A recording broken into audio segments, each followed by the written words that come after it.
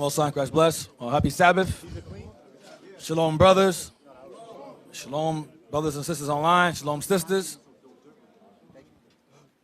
The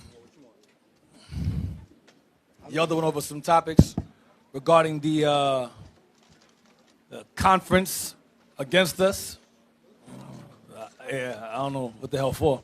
Anyway, there's a conference, one false conference against us. And it's like it's 3 days long, and they're addressing certain topics. I don't know why if you're trying to stop someone, you shouldn't announce your strategy. It's kind of productive. But whatever. Heathens is simple. Today's topic is called Christianity was and is the new face of Hellenism and paganism. Christianity was and is the new face of Hellenism and paganism. That's today's topic.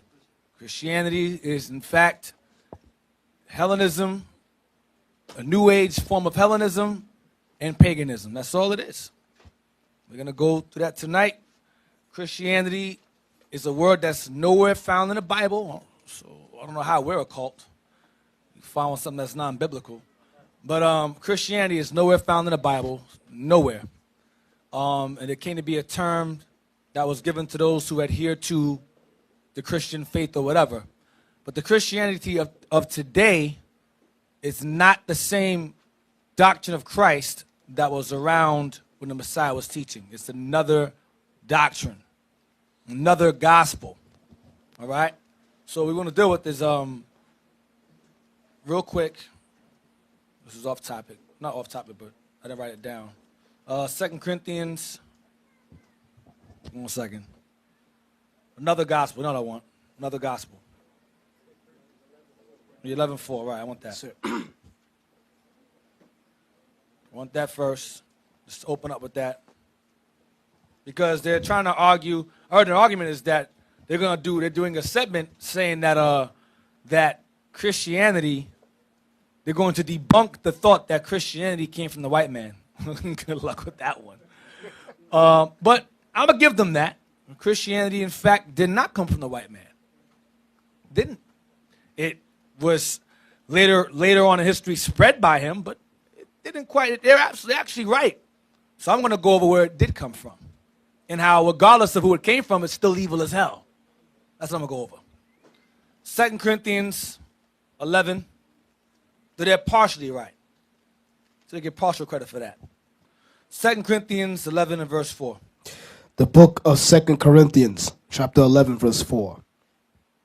For if he that cometh preacheth another Jesus. Now, the only nation I know of that pushed another Christ would be the so-called white man. I don't know of any Asian Jesus or any Arab Jesus. The main false Christ you know of is Caucasian. So he's referring to Edom. Read again. For if he that cometh preacheth another Jesus. Another Jesus. Go ahead. So with this other Jesus comes another doctrine. Watch this. Whom we have not preached. The one that we preach is the one that's black according to the Bible. Woolly hair, feet of brass, hair of wool. That's not preaching the Christianity these days. And if it is preached, they still pushing the doctrine of white Christ regardless. Go ahead. Or if you receive another spirit. Another spirit goes into the doctrine behind it, the vibration behind it. Men, you can come as you are, stay as you are. That's another spirit. That ain't of the Lord. That's of the devil. Go ahead. Which ye have not received. Which is not the Bible. Go ahead. Or another gospel, which ye have not accepted, ye might well bear with him. Bear with him means correct him. Now, another gospel. Let's key on the gospel, the different gospel.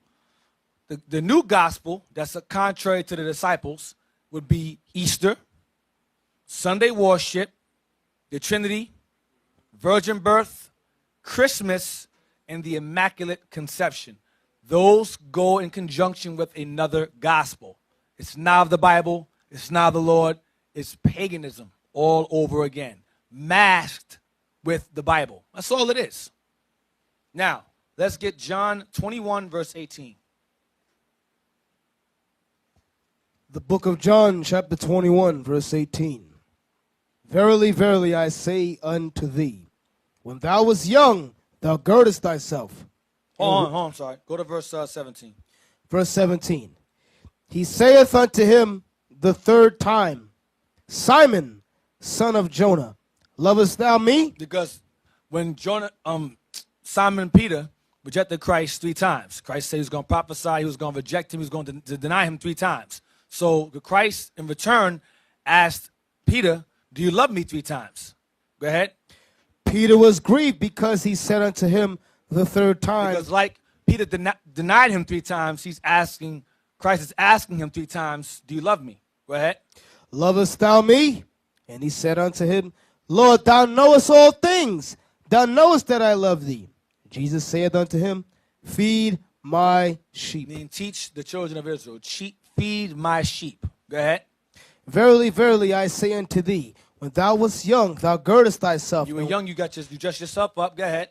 And walkest whither thou wouldest. And went wherever you want to go. Go ahead. But when thou shalt be old, you're going to grow old.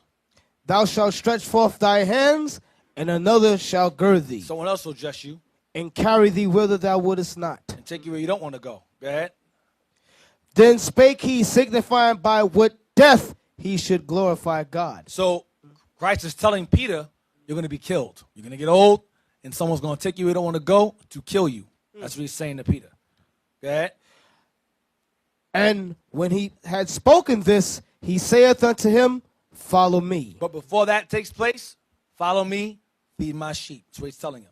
Now let's get 2 Peter 1:13, because Peter understood this later on when he got old and became an elder himself. 2 Peter 1:13. 2 Peter chapter 1, verse 13. Mm-hmm.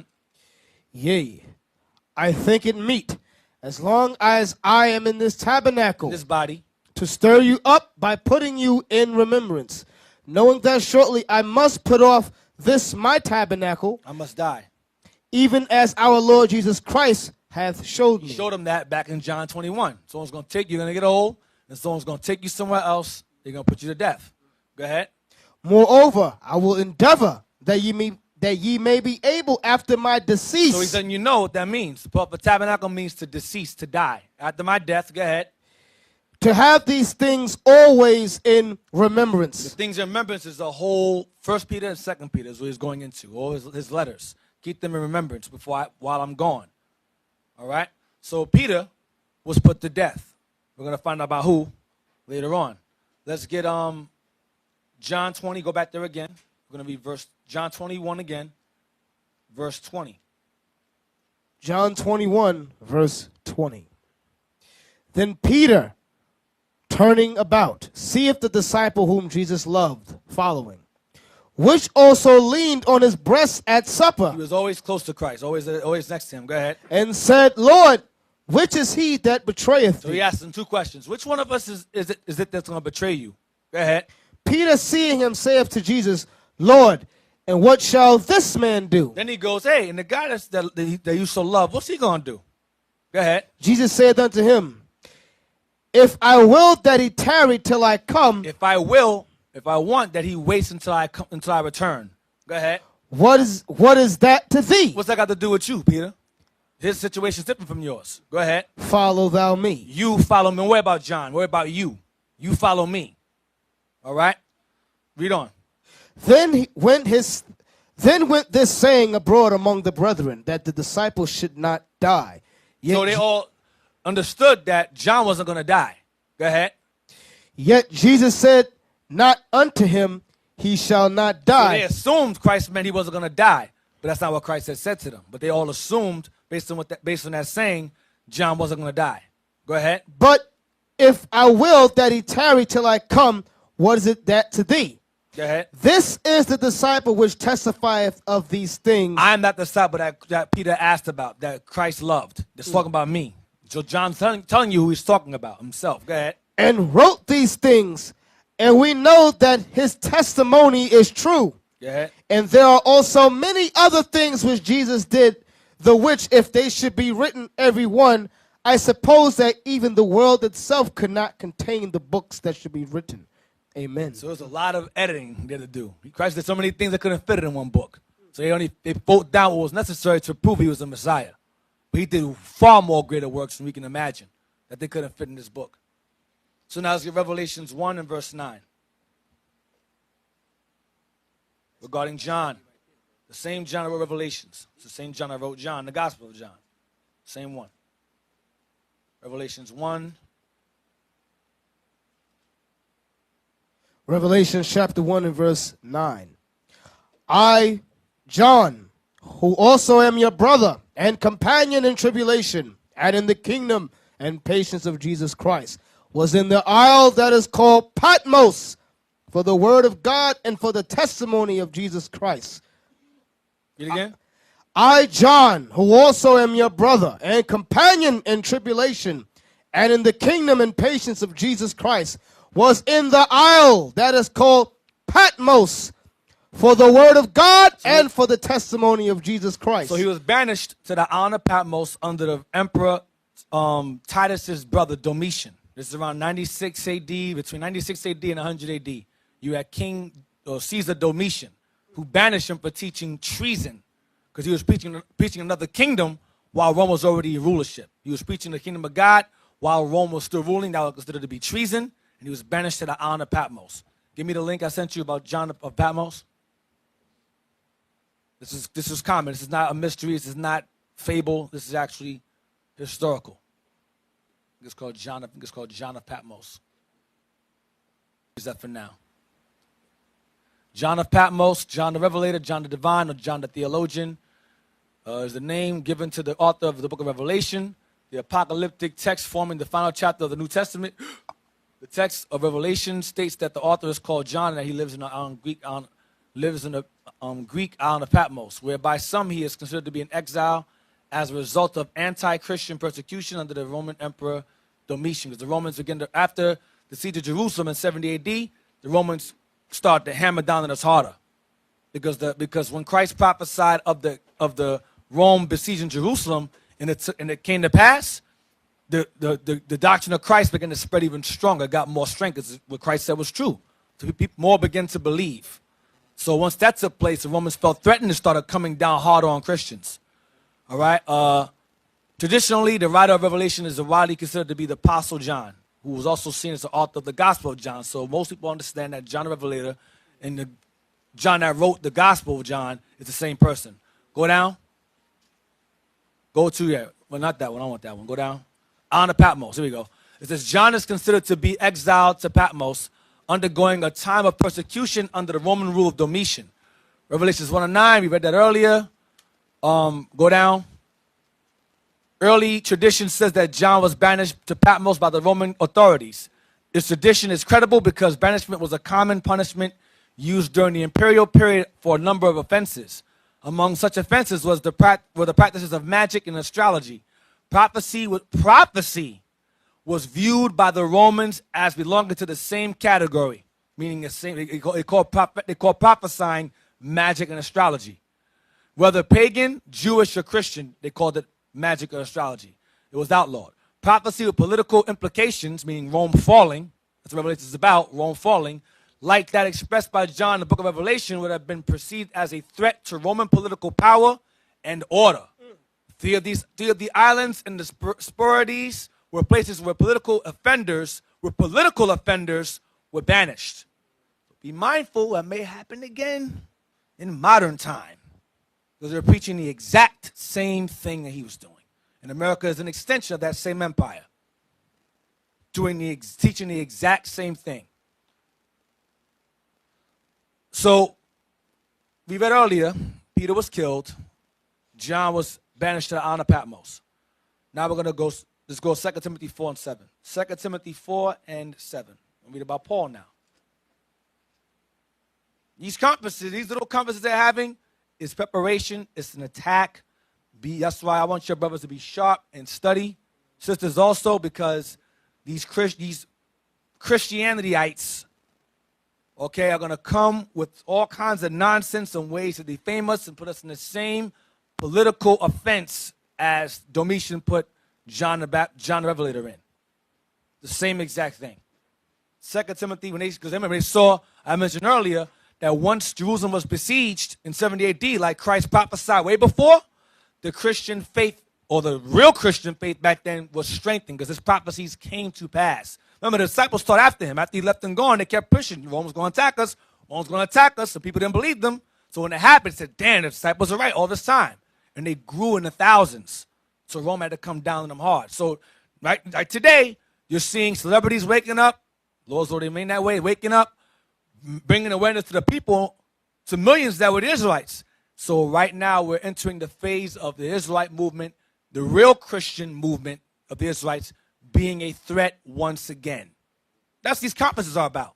You're living prophecy all over again. Be proud you're in these times and you're aware of it. 2 Timothy 4, verse 7. For I am now ready to be, verse 7. Mm-hmm. No, read verse 6. 6 is fine. Verse 6. For I am now ready to be offered, and the time of my departure is at hand. So what's Paul saying here? I'm going to die. He's going to die. Go ahead. So, I have fought a good fight. I have finished my course. I have kept the faith. Oftentimes in history, like Martin Luther King, Malcolm X, there's a certain spirit that comes over you when you know death is coming. It's looming over you. It's the feeling you get when you know, yes, I'm leaving soon. I can't describe it. Lord's will, I hopefully don't. But there's a time when me possibly be realized, you know what? They're going to kill me tomorrow. Malcolm X knew. Martin Luther King knew. Who else? Biggie. Rappers, but they knew. A lot of these people, they always have a feeling. It's like a weird feeling, a spirit over you, where you know something is wrong, and you're not going to survive it. It's just something that happens, okay? But Peter, as he was told he was going to die by Christ himself, but Paul knew, yeah, it's a wrap. It's time for me to go. He felt it. Nat Turner also, he knew, okay, it's time. It's a wrap. Go ahead.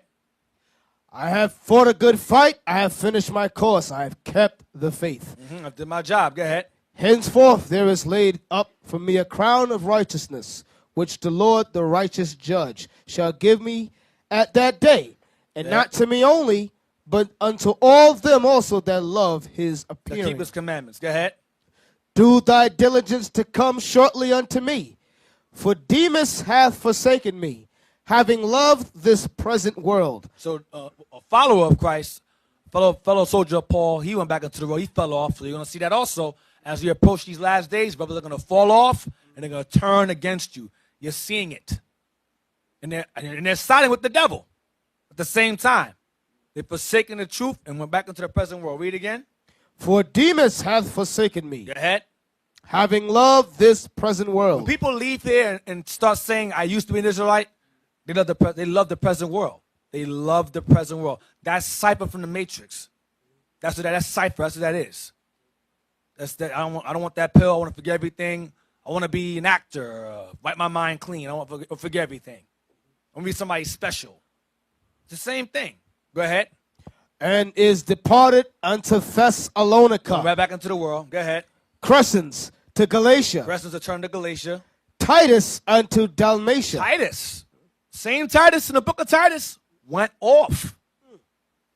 Titus was a bishop. And before he became a bishop, his job was to set up bishops throughout the churches. Fell off. He was a Paul for years. Fell off. Go ahead. Only Luke is with me. That's who wrote Acts. He was always a Paul. Go ahead. Take Mark and bring him with thee, for he is profitable to me for the ministry. Go ahead. And Tychicus have I sent to Ephesus. Go ahead. The cloak that I left at Troas with Carpus, when thou comest, bring with thee and the books. Bring with thee and the books, but especially the parchments. Bring books and bring the paper, because he wanted to have them write, because he was in jail. He said, okay, have them. You can basically have visitation rights. Brothers will come there, he'll speak, and they'll write down what he said. And oftentimes you'll read letter from Timothy by Paul to so-and-so. You read the bottom of the letter, it says it. But they'll write things. He will say it, and they'll write it down. And then they'll spread it, they'll publish it. Read on. So he said, bring the books and bring the paper. Go ahead. The cloak, Alexander, the coppersmith. Jump to verse 18. Verse 18, and the Lord shall deliver me from every evil work, and will preserve me unto his heavenly kingdom. He realized that at the end because he was going to die. Go ahead. To whom be glory forever and ever. Amen. Now, some of your Bibles have it, some don't. Read the bottom of yours. You have it in the bottom, the last statement in the bottom after the chapter ends. No, sir. There's a statement. You don't have it? No. It says Who here. has it? Yeah, bring it. Read Let me that. see. Yeah, let me see. This Where is the you at? second epistle unto Timotheus. Yep, y'all gave me the wrong book. Timothy. Give me the book. The second Timothy, same thing. But it's the end of it, the bottom end. It says, the second epistle unto Timotheus. So this is what he wrote to Timothy. He wrote this to Timotheus, or Timothy is the same person. He wrote this second letter to Timothy. Go ahead. Ordained the first bishop of the church of the Ephesians. So Timothy he was a young man. Paul knew him since he was a kid. He became an elder over the church of the Ephesians. Okay, he grew up to become an elder. Go ahead. Was written from Rome. Because he was in prison at Rome. Go ahead. When Paul was brought before Nero the second time. The second time. When Paul was brought before Nero, because he knew the second time is the last time. He's going to kill me. And Nero killed Paul. And he killed Peter too. I'm going to show you that also. Y'all, I believe y'all went to Rome. You went down there. And there's a spot where you went and they crucified Peter and his wife upside down. Him and his wife. And they have a spot sectioned off where they remember it. Because it's Rome, they know. He didn't know what they did. Huh? At the Vatican, right. And yet people are Roman Catholics. It baffles me how that is. Let's get Acts 12:1. So Peter was killed, Paul was killed, and John was banished. Acts 12:1. The book of Acts, chapter 12, verse 1. Now about that time, Herod the king stretched... Now, hold on. Now, Herod was an Idumean, as well as the Romans were also Idumeans. But he was called a Roman affiliate. All right? A Roman affiliate. So he's a Roman also. But a Roman affiliate. Read again. Now about that time, Herod the king stretched forth his hand to vex certain of the church. Of the apostles. Go ahead. And he killed James, the brother of John, with the sword. So Herod had James, one of the disciples, killed. So now you have James, and you have Peter, and Paul were killed. All right, not in that same order, but you get my point. These were killed. They were killed. All right? And this, read on, next verse 3. Watch this. And because he saw it pleased the Jews. Because you had wicked Israelites, black Hebrew Israelites, elders, that were happy to know that Herod had killed one of their brothers. Because of what they were teaching. Leave it there. I'll come back to that later. Let's go to Roman Emperors, the book I have. This book right here is called The Roman Emperors by Michael Grant. Okay? The Roman Emperors. I know he's still going to mess around and put this book out of print now. Now we brought it out. Or he's going to revise it, or it's going to be out of print, or it's going to end up fading somewhere, or whatever. It's called The Roman Emperors, a biographical guide to the rulers of Imperial Rome from 31 BC to AD 476. So it's pretty much all the emperors. From the ancient Rome to Byzantine Empire Rome. The biographical guide, the Roman emperors. We want a page. You want page. What page I want? Page 38. Page 38. All right. Nevertheless, the situation at Rome was taking a turn for the worse. A crucial event was the Great Fire of Rome in 64 AD, which deprived numerous families of their homes and caused widespread discontent. According to a famous passage of Tacitus, Nero tried to pin the blame for the conflagration on the city's small Christian community. So, let me read. I'll read it. Regarded as a dissident group of Jews, that's Israelites, were Christians, and burnt many of them alive. Now, understand what Nero did was, there was a Colosseum. Nero would take our people, put them on the Colosseum, light them on fire around the Colosseum, so it'll be lighting. That's why Yankee Stadium has the lights all around it. And they have a thing called Nero software. It's burning CD software called Nero. Because he would burn Israelites alive on the Colosseum as lights to light up the stage, light up the arena. That's what he did to us. Us, yes. Conflagration. Look it up. Look up conflagration. See what that means. I bypassed it. I'm sorry. You're right. Conflagration. I don't know what it means. Let's move on to something else. Now I understand. Conflagration. A great fire?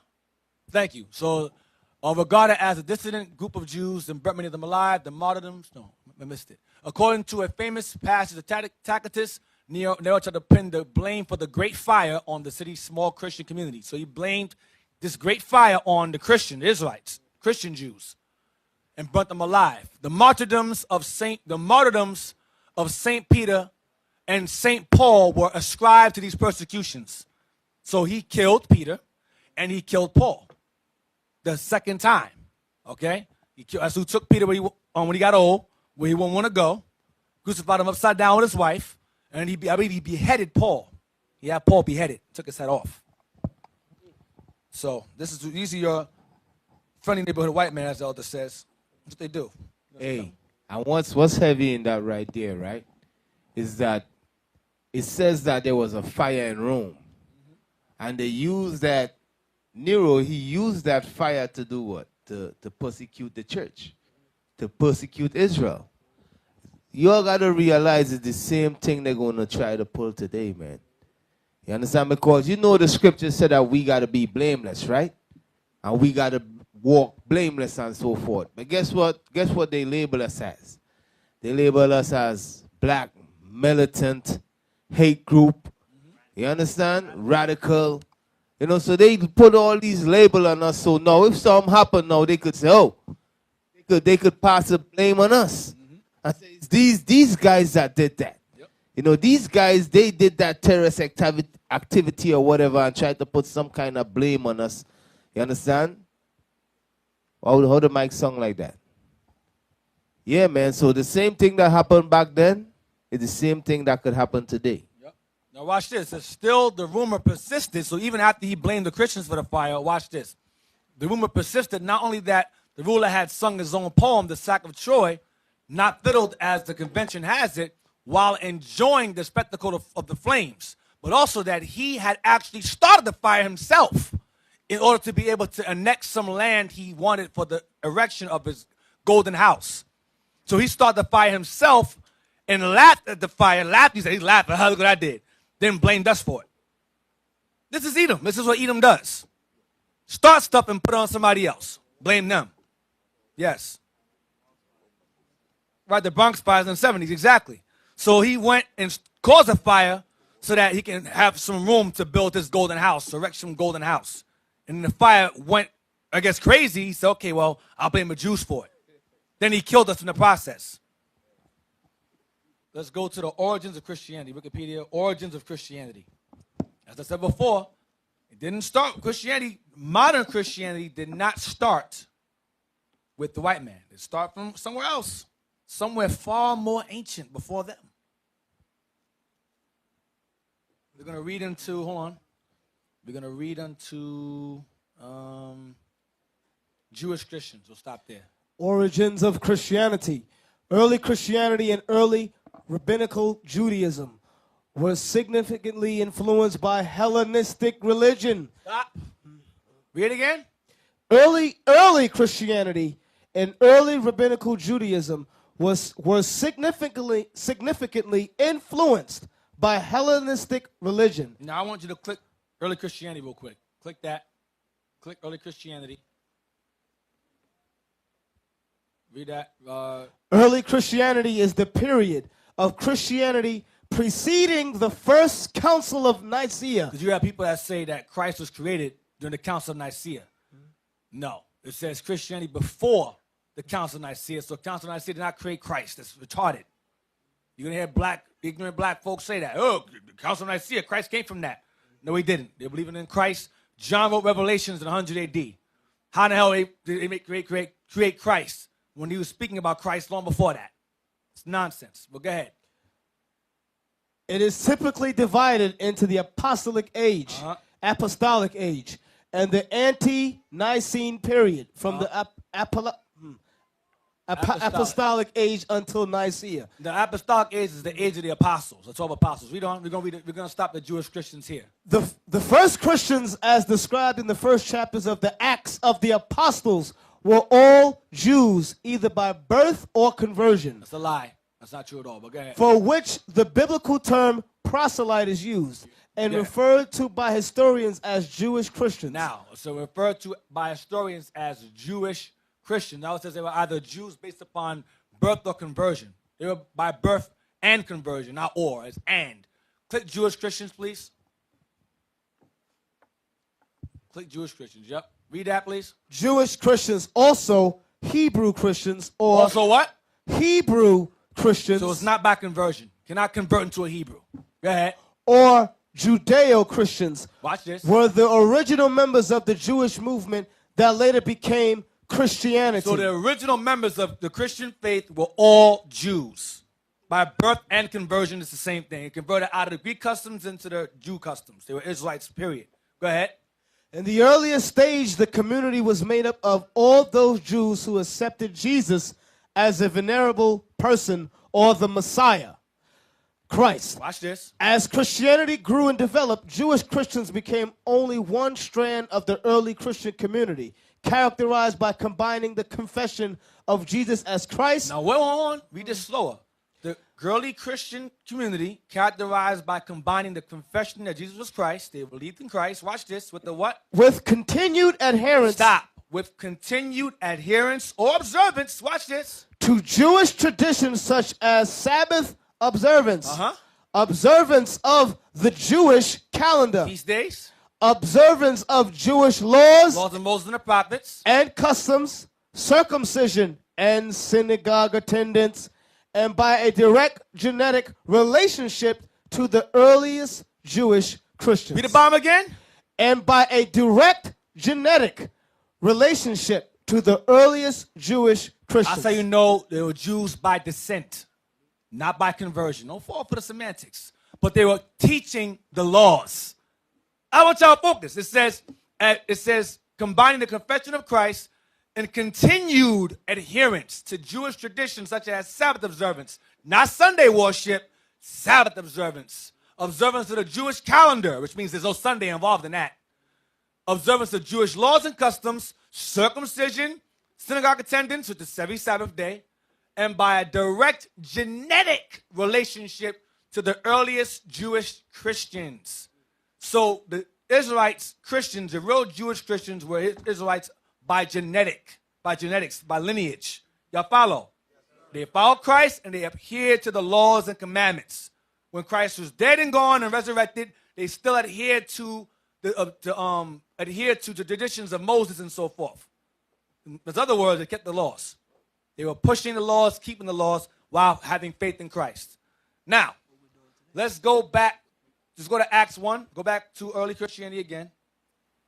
Right there, stay there. Go to Acts 1:13. The book of Acts, chapter 1, verse 13. And when they were come in, they went up into an upper room, where abode both Peter and James, and John and Andrew, Philip and Thomas, Bartholomew and Matthew, James the son of Alphaeus, and Simon Zelotes, and Judas, the brother of James. So that's the 11. Jump down to verse 26. These all continued with one accord in prayer and supplication with the women and Mary. No, verse 26. Verse 26. That's when they were replacing. Judas died. He killed himself. They were replacing him to make it 12 again. Go ahead. And they gave forth their lots, and the lot fell upon Matthias, and he was numbered with the 11 apostles. He's number 12. So it became 12 all over again. Matthias is number 12. So this is referred to as the apostolic age. These are the early Christians here, the Jewish Christians. Y'all follow? By genetic lineage, not conversion, but by birth. All right? Those are the real, true Christians. Okay, the originators. Let's get Acts 11:26.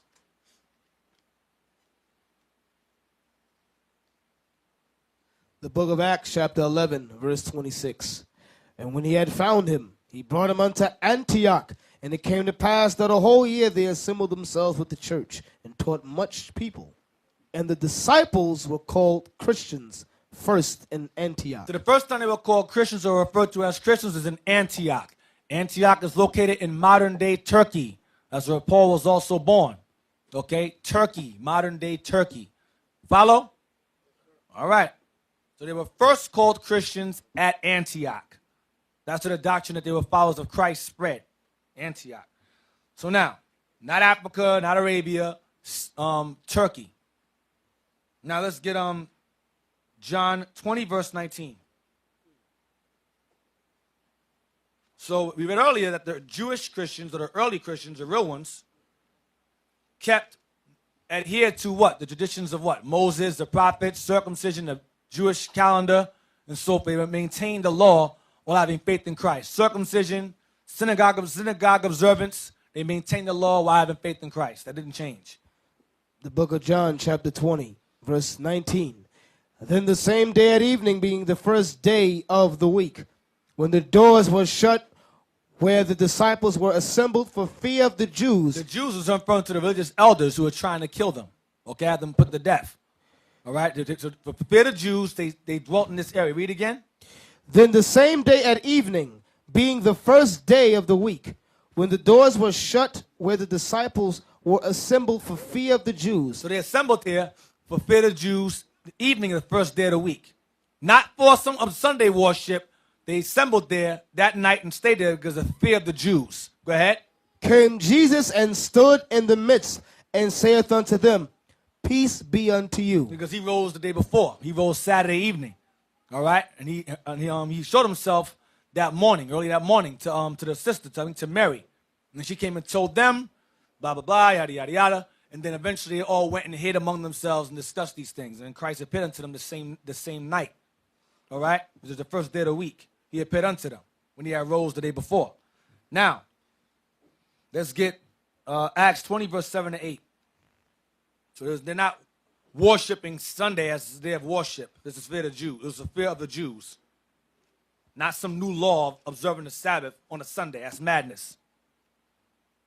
Acts chapter 20, verse 7. And upon the first day of the week, when the disciples came together to break bread, Paul preached unto them ready to depart on the morrow. So Paul was going to leave and go somewhere else. Go ahead. And continued his speech until midnight. So they all met up that day to see Paul off. Not for Sunday worship. Paul was going to leave the next day. So they all came together to see him off. Y'all understand? There's no law saying, yeah, Sunday from now on. It's not in the Bible. It's not in there. So where does this Sunday worship come from? Something far more ancient than the white man. Far more. We'll get to that later. Let's go to 1 Corinthians 16, verse 1. 1 Corinthians 16, verse 1. 1 Corinthians 16 and 1. Now concerning the collection for the saints, as I have given order to the churches of Galatia, even so do ye. Order that all the churches gather money together to help the other churches work together as one. Go ahead. Upon the first day of the week, let every one of you lay by him in store, as God hath prospered him, that there be no gatherings when I come. So have the money prepared for me to come collect it the first day of the week. This is not Sunday worship. This is money being collected. They use these scriptures, I don't know why they use them for. It's ridiculous. Matthew 5:17. We read this in Wikipedia earlier about them adhering to the laws. Matthew 5 and 17.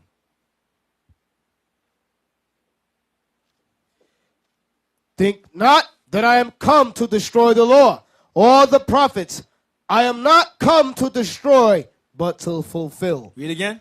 Think not that I am come to destroy the law. So he didn't come to destroy the law. Go ahead. Or the prophets. Know what the prophets say. Go ahead. I am not come to destroy, Come to destroy it. Go ahead. but to fulfill. But to fulfill what's written of him regarding his sacrifice spoken of by all the prophets before him. From the time of Moses all the way down. That's he came to fulfill his duty to be sacrificed, to be killed for the nation. That's what he fulfilled. Y'all understand? The law and the prophets remain in effect. With the exception of what? Animal sacrifice. This is 12 and 8. Same book. Chapter 12, verse 8. Matthew chapter 12, verse 8. For the Son of Man is Lord even of the Sabbath day. So he's the Lord of the Sabbath day. That's not Sunday. He is the Lord of the Sabbath day. He visited John the Revelator on the Lord's day. That's the Sabbath day. So where do you get Sunday from? Paganism. That's where it comes from. Sunday worship. Go back to origin of Christianity again. Read again. Origins of Christianity. Early Christianity and early rabbinical Judaism was significantly influenced by Hellenistic religion and Hellenistic philosophy. Christianity, in particular, inherited many features of Greco-Roman paganism in its structure, its terminology, its cult, and its theology. It's cult and its theology. So many features, it says Christianity in particular inherited many features of Greco-Roman paganism in its structure and its terminology, its cult, and its theology. But it says here Hellenistic religion and Hellenistic philosophy. That goes into all nations being saved, all nations coming together as one. We're all one in Christ Jesus, neither Jew nor Greek nor Gentile. They use that to influence Hellenistic religions and philosophies. It's the same exact thing. Jump down, go down to click Hellenistic religion. Click that. Hellenistic religion is any of the various systems of beliefs and practices of the people who lived under the influence of ancient Greek culture during the Hellenistic period and the Roman Empire. Because when the Romans conquered the Greeks, the two empires merged into one because they're both the same people. The Romans adopted the language and the religious customs of Greece, but maintained their political order. They maintained their political side, but the religious side, the philosophical side, the language part, they merged that into themselves. So a lot of Romans spoke Greek. A lot of Romans spoke the Greek language. Read again at the top. Hellenistic religion is any of the various systems of beliefs and practices of the people who lived under the influence of ancient Greek culture. It was just everywhere. Go ahead. During the Hellenistic period and the Roman Empire. So during the Greek period and the Roman Empire, the Hellenistic religion was being pushed. We're going to get that soon. Go ahead. From 300 BCE to 300 CE. 300 AD, current era. Go ahead. There was much continuity in Hellenistic religion. The Greek gods continued to be worshipped. So the Romans, along with the Greeks themselves, still worship Greek gods, but the Romans gave them, Latinized their names. They worship the same exact gods, but Latinized or changed the names of the gods from the Greeks. But it's the same exact gods, different names. Go ahead. The Greek gods continued to be worshipped, and the same rites, customs were practiced as before. Exactly. So now, let's get Zonovan Dictionary about Hellenists. So when you fall under the Hellenistic religion or the Greek culture, read it please, you become a Hellenist. Hellenist. Jews who make Greek their tongue, and with it often adopted Greek ideas and practices. Same as that thing, worship their gods, their language, their culture, their same thing, their fashion, how they dress, their language, all the above. So they were either in the New Testament referred to as Grecians, or they were referred to as Greeks, or they were referred to as Gentiles in the New Testament, who Paul was writing to. Gentile, Greek, or Grecian. Mostly it is referring to Grecian. Acts 6:1, 9:29 is referring to Grecian, but also Greek or Gentile. Heathen also, but I want to deal with this as Greek for now. Greek, Gentile, or Grecian. Now, let's get 1 Maccabees 1. We're going to read what Hellenism is. And if it's a religion, and if it's a religion. 1 Maccabees 1, verse 41. This is regarding Antiochus or Antiochus, who forcefully pushed this Hellenistic religion, which started with Alexander the Great, who died early and passed the mantle to his 4 generals. Okay, and Antiochus came out of one of them. Hold on, let me get it. 1 Maccabees 1, verse 41. Antiochus, who came out of the 4 generals of Alexander, forced Hellenism on the people, on our people. Now, all nations were affected by Hellenism, but he targeted our people. He wanted to make certain that the Jews specifically were subjected to that religion. Read that. First Maccabees chapter 1, verse 41. Because you have to ask yourself, even now, why are the Israelites, if we're a cult and we're talking madness and we're crazy, why is such attention being brought to us? Why? We're insignificant Negroes wearing funny clothes with a mic and a Bible. Why are you talking about us? Why are you holding a 3-day conference about us? Because we're a problem. Because we're spreading. When we're speaking this truth, you don't want to spread. So you figure you're going to try to stop it while it's still early. It's too late already. It's a wrap. You done. You finished. But we're reading the same exact thing in the past. It's happening now. First Maccabees 1, verse 41.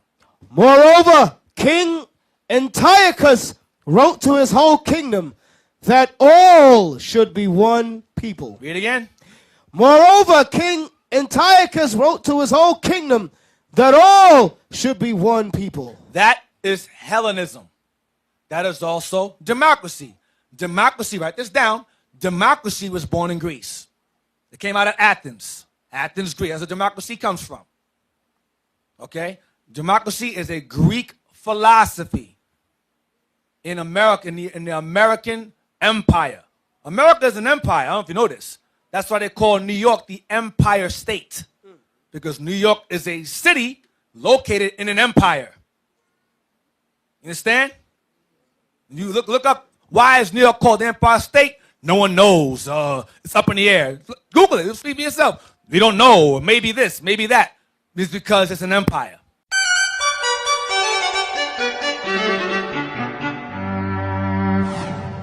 How did New York get its famous nickname, the Empire State?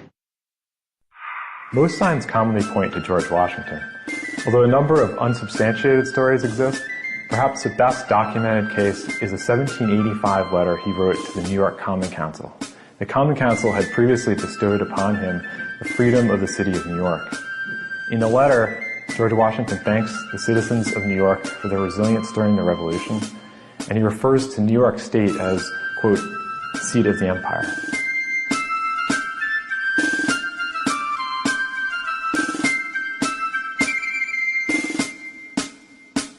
America, or Babylon the Great, is the extension of the Greco-Roman Empire. And with an empire requires what? Emperors. And emperors come from a particular nation of people to rule, because it's a lineage that passes down through emperors. You understand? Which would be Edomites. As is the Romans, as they are today, called Americans or British or Portuguese. It's all the same people. Because American whites are really British whites. It's the same people. All right? So read again. Moreover, King Antiochus wrote to his whole kingdom that all should be one people. It should be Hellenism or democracy. Go ahead. Or Christianity. Go ahead. And everyone shall leave his laws. Christianity teaches what? That the laws are what? That the laws are done away with. All you got to do is believe in the name of white Jesus and all be good. You can come as you are and stay as you are. Because in the Greek Greco-Roman Empire, in the Greek Empire, Alexander the Great was a well-known flaming homosexual. He was very effeminate. He can kick you behind though. But he was very, very effeminate. And he was the one that advocated the clean-shaven look. He pushed that vibe because he got that from the Egyptians. Because the Greeks borrowed from the Egyptians. The Romans borrowed from the Egyptians and the Greeks. Because Esau has no culture of his own. He borrows others. He's not innovative. He has no creativity whatsoever. He steals and says it's mine. That's what he does. Read on. And everyone should leave his laws.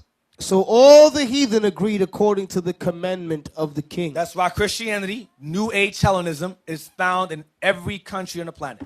You have crazy Muslims, you got Christians among them. Crazy Buddhists, you got Christians among them. You have Hinduism, Christians are among them. Taoism, whatever, Christians are among them. Muslims, Christians are among them. Modern Christianity is everywhere because the heathen consent to it as they did back then. They do so today. Go ahead. Yea, many also of the Israelites consented to his religion. To his what? To his religion. To his what? To his religion. It's a religion. Hellenism is a religion. Go ahead. And sacrifice unto idols. That goes back to those Greek gods you read about earlier. They worship Greek gods. Go ahead. And profaned the Sabbath. In turn, what's the Christianity push the Sabbath to now? Sunday. Sunday. Worshipping the sun. Go ahead. For the king had sent letters by messengers unto Jerusalem and the cities of Judah that they should follow the strange laws of the land. Go ahead. And forbid burnt offerings and sacrifice and drink offerings in the temple, and that they should profane the Sabbath and festival days. Don't keep Passover no more. Keep Easter. Don't keep Hanukkah no more. Keep Christmas. It's the same thing all over again. Go ahead. And pollute the sanctuary and holy people. And do what? And pollute the holy people. To pollute the holy people. That's the whole premise of Christianity, is to pollute. The target is our people. The other nations, I'm going to give you an example. When the so-called white man came into the world and pushed Christianity, right? You have Christianity among the Chinese. He didn't tell the Chinese, from now on, you're no longer Chinese. You're a Christian now. It doesn't matter what your nationality is. You're a Christian. The Chinese are Christians and maintain that they're Chinese. East India. They didn't say to East Indians, yeah, you're no longer Persians anymore. You're no longer Indian. You're Christian. You're Christians now. Denounce that stuff. No, they're still maintaining that they're Christians. I mean, that they're Elam or that they're Iranians. They maintain their culture, their knowledge of self. But when it came to the so-called black, Hispanic, and Native Americans, no, you're Africans. No, you keeping the Barren straight. You're a Christian. All that matters, your nationality doesn't matter. Your nationality doesn't matter. What matters is that you believe in Jesus. Why wasn't that spread to all the other nations? Why? Because they knew that our identity mattered. And they know that today it still matters. That's what these conferences are all about. Because when you ask them, well, okay, well, we're not Israelites then, we're a cult, we're crazy. Who are we? You're a child of God. Which one? Doesn't matter. Why doesn't it matter? Because they know that's the whole point, is to keep you dumb and stupid, keep you a Negro in the slave mind. That's their purpose. Love white Jesus, remain a Negro, keep this place going. That's what Christianity is. We continue? You're going to be verse Set 50. up altars and groves. Those are churches. Set up altars and groves of the churches. Go ahead. Chapels of idols. That goes into your Catholic church. Chapels of idols. And sacrifice swine's flesh. You got Israelites that left out of here. Now they're saying nothing wrong with eating pork. Nothing wrong with eating pork. Went from being the producer to non-productive. Madness. Madness. Read it again. And sacrifice swine's flesh and unclean beasts. When the Most High says that pork and these things are unclean, there's a reason behind it. Animal itself is not to be consumed. It's not good for you. That's why when you read the law, he says, eat this animal, it divide the hoof, and it cheweth the cud. Because they have two stomachs. They eat it in, they vomit it out, and they eat it again, and they're clean. Pigs don't do that. Pigs don't even sweat. They eat everything. Don't eat that because they eat everything. Don't eat shrimp. They eat their bottom feeders. Fish take a dump. They feed up the dump. They keep the ocean sea. They call them bottom feeders scavengers. They eat the waste. Pigs eat the waste. They're the natural sanitation of the earth. Catfish, all of that. So he says, don't eat that because what they eat is not good for your body. Negro said, the non-productive says, no, there's nothing wrong with it. God just said don't do it. But why did he say don't do it? He's telling you in the law, they chew up the cud. This animal doesn't. Don't eat that animal. Because it's not healthy, dumbass. Excuse my language. I just don't like ignorant Negroes, man. Piss me off. It's a kind of worm that's in a pig. I think it's called a tapeworm or something like that. Yep. Yeah, when you eat the pig, that worm, it go in your stomach and it mess you up, man. So, the most I know why he gave us some food to eat and some food not to eat, I'm asking in the Bible, by the way. Don't get mad at me. I'm sorry. You're going to send me letters now. I'm cursing. Read 48. That they should also leave their children They uncircumcised. should also leave their children uncircumcised. Why? Because the Greeks practiced uncircumcision. Go ahead. And make their souls abominable with all manner of uncleanness and profanation. This is the point. Watch this. To the end they might forget the law and change all the ordinances. That's the purpose of Hellenism and Christianity, is to make Israel forget the law, make our souls abominable with all uncleanness and profanation. You forget the law and the ordinances, you forget who you are. Because our laws make us who we are. Peculiar people, special people. We have special laws and commandments given to us. Only given to us by the Most High, who is our only God. So by saying, don't keep those laws no more, we forsake that only God and serve their gods instead, which tell you don't keep no laws. It all ties in together. It's a plot, it's a ploy to keep us in the slave mind and keep this captivity going on forever and ever and ever. Which is not going to happen, but that's their point, to slow things down. Yeah, go ahead. Yeah, what's heavy, what we just read there in Maccabees, right? Guess what? All nations was there. The proclamation just went out to Israel, as Deacon Eythan brought out. It went out to all nations. But they focus in on us to make sure that we forget our laws, that we forget our God and forget all the ordinances. You understand? You'll see how heavy that is, right? They forget about all the nation because that proclamation went out throughout his whole kingdom.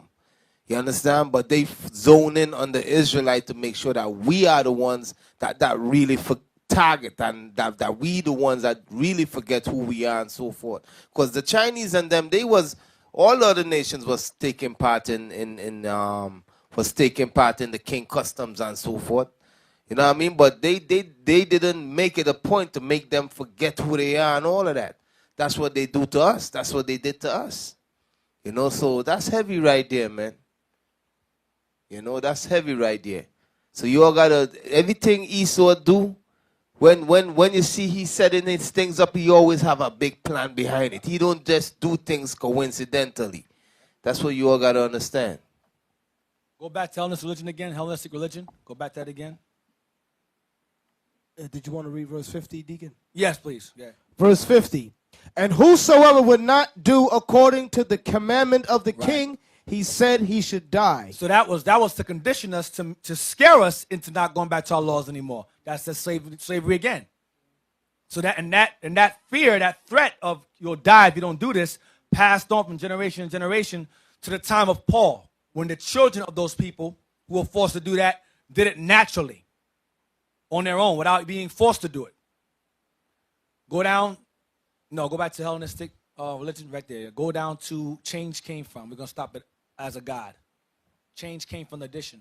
Change came from the addition of new religions from other countries. Because the Greeks, and along with the Romans, would encounter other cultures, and they would merge them into themselves to get stronger. Watch.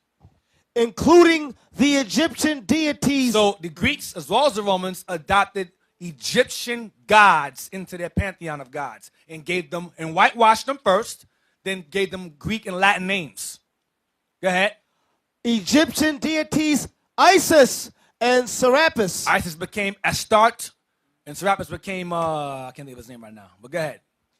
And the Syrian gods of Artagadus and of Hadad. Same gods, different names. Go ahead. Which provided a new outlet for people seeking fulfillment in both the present life and the afterlife. So to basically serve pagans, pretty much. Go ahead. The worship of Hellenistic rulers was also a feature of this period. So the worship of also worshiping the kings themselves is also part of the laws. Go ahead. Most notably in Egypt. Because the Egyptians were worshipped as living gods on earth. So the Greeks adopted this, and the Romans did too. Go ahead. Where the Ptolemies. Where the who? The Ptolemies. Keep the name in mind. The Ptolemies. Go ahead. Where the Ptolemies adopted earlier pharaonic practice. Pharaonic meaning pharaonic, Egyptian practices. Go ahead. And established themselves as God kings. Like Ramses did, God kings. And so Antiochus Epiphanes, God manifest on earth. Same thing. Go ahead. Elsewhere, rulers might receive divine status without the full status of a god. They were like called themselves demigods, half a god, like Hercules and so forth. Or Wonder Woman, as you know, or Hermes, as you know. Flash and Green Lantern and Cyborg. That's all Greek gods. All of them. Flash is Hermes, really fast. Messenger god, Hermes. Oh, I believe he's Serapis. I think he's Serapis, I believe. Or that's no, Serapis is Osiris or Ra. That's who that is. Ptolemies. Go to 2 Maccabees 6, verse 1. 2 Maccabees chapter 6, verse 1. Yep. Not long after this, the king sent an old man of Athens to compel the Jews to depart from the laws of their fathers. Read it again. Not long after this, the king sent an old man of Athens to compel the Jews to depart from the laws of their fathers and not to live after the laws of God. See this? We're talking this again. Go ahead. And to pollute also the temple in Jerusalem. Now, 2 Maccabees is actually repeating 1 Maccabees, the reiteration of what's going on in the 1 Maccabees, but in a bit more detail. Because it was Antiochus that pushed it, that forced it on us, as well as somebody else. Go ahead. And to pollute also the temple in Jerusalem, and to call it the temple of Jupiter Olympius. Jupiter Olympius goes back to the god Zeus. All right, so that's Zeus. Mount Olympus, same thing. Go ahead. And that in garrison of Jupiter, the defender of strangers. Put Zeus there too. Go ahead. As they did desire that dwelt in the place. Go ahead. The coming in of this mischief because you had Edomites dwelling in Gerizim also. Go ahead. The coming in of this mischief was sore and grievous to the people. They didn't want that. Go ahead. For the temple was filled with riot and revelings by the Gentiles. That's clubbing. That's clubbing. That's your parties, sorority parties, fraternity parties, all of that. All of that go back to Greek stuff. They do all kinds of nasty initiations. Some of y'all know what I'm talking about. Doing certain things in cookies and making you eat it. That come out of them from the front. Men. Nastiness. Some branding, all that nasty stuff. Read again. For the temple was filled with riot and reveling by the Gentiles. The Greeks, the real Greeks. Go ahead. Who dallied with harlots. Mess around with whores. And had to do with women within the circuit of the holy places. They turned our temple into a whorehouse. That's what they were doing. Go ahead. And besides that, brought in things that were not lawful. They brought unclean animals into the temple, sacrificed them as well, mainly the pig. That was they honored Jupiter by offering a pig on the altar. Go ahead. The altar also was filled with profane things, which the law forbiddeth. Aside from the whores. Go ahead. Neither was it lawful for a man to keep Sabbath days or ancient feasts, or to profess himself at all to be a Jew. So the objective was to make certain that Israel no longer maintained being Jews, to erase our identities off the earth. That was their purpose. Read this in 1 Maccabees 1. We were the primary target of Hellenization. And Christianity is the same tool being used again. Go ahead. Neither was it lawful for a man to keep Sabbath days or ancient feasts, or to profess himself at all to be a Jew. Go ahead. And in the day of the king's birth, every month they were brought by bitter constraint to eat of the sacrifices. And when the feast of Bacchus was kept, the Jews were compelled to go in procession to Bacchus, carrying ivy. Bacchus. Now I want y'all to keep Bacchus in mind. Keep the name Bacchus in mind. Go ahead. Moreover, there went out a decree to the neighbor cities of the heathen. Go ahead. Watch this. By the suggestion of Ptolemy. By the suggestion of Ptolemy. Go ahead. Against the Jews. Against who? The Jews. Specifically, he's specifying the Jews. Go ahead. That they should observe the same fashions. Wear their hair like us, shave, clean shaven, same fashion, dress like us, speak like us. Go ahead. And be partakers of their sacrifices. Eat of unclean animals, sacrifice unclean animals. And whoso would not conform themselves to the manners of the Gentiles should be put to death. Said that earlier. Go ahead. Then might a man have seen the present misery. So Ptolemy pushed that nonsense on us as well. Antiochus did it. Antiochus or Antiochus pushed it, and Ptolemy pushed it as well. You understand? I follow? These are what Greek kings are doing to us, targeting us specifically. Go back to Christianity. Go back to Origins of Christianity again. Origins of Christianity. And we're going to read Christianity in particular. Go back. Click back on this right here. Yeah. Read again. Origins of Christianity. Yeah. Early Christianity and early Rabbinical Judaism was significantly influenced by Hellenistic and Hellenistic philosophy. Christianity in particular inherited many features of Greco-Roman paganism in its structure, its terminology, its cult, and its theology. This took place over time. It wasn't immediately. It took over time. It was gradual. Go ahead. Titles such as Pontifex, Maximus, Go ahead. and Sol Invictus were taken directly from Roman religion. So Pontifex Maximus and Sol Invictus were taken directly from Roman religion. Click Pontifex Maximus, please. Let's see what that is. Pontifex Maximus. Sounds powerful, right? Powerful. Pontifex Maximus. Sign Gladiator. The word Pontifex later became a term used for Christian bishops. The term Pontifex later on became a term used for Christian bishops. Watch this. Including the Bishop of Rome. Because Rome adopted Christianity into itself. When the Christian movement grew, like I mentioned earlier, 70 AD, it strengthened. Rome saw how powerful the Christian movement was. They said, well, rather than attack it, we strengthen it more. So rather than attack it, let's merge it into ourselves. So they took the Romans worshipped what the Greeks worshipped, the Egyptians worshipped, which was the sun, different gods like Ra and so forth or whatever. So the Romans took their sun worship, okay, and they merged it with Christian Judaism. And when you take sun worship and Christian Judaism, you know what you get? The Roman Catholic Church. That's what you get. And when you take moon worship and Christian Judaism along with Judaism, aside from Christian Judaism, you get Islam. But you both brought together and sold us in slavery. But that's another topic. Read it again. The word Pontifex later. The word Pontifex later became a term used for Christian bishops, including the Bishop of Rome. Watch this. And the title of Pontifex Maximus was applied within the Roman Catholic Church to the Pope as its chief bishop. See? Go ahead. It is not included in the Pope's official titles, but appears on buildings, monuments, and coins of popes of Renaissance and modern times. And popes of Renaissance and modern times, meaning today, in Christian churches and Catholic churches, because the Christian churches, the denominations of today, all derived from the Roman Catholic Church. They cannot deny it. They teach the exact same garbage.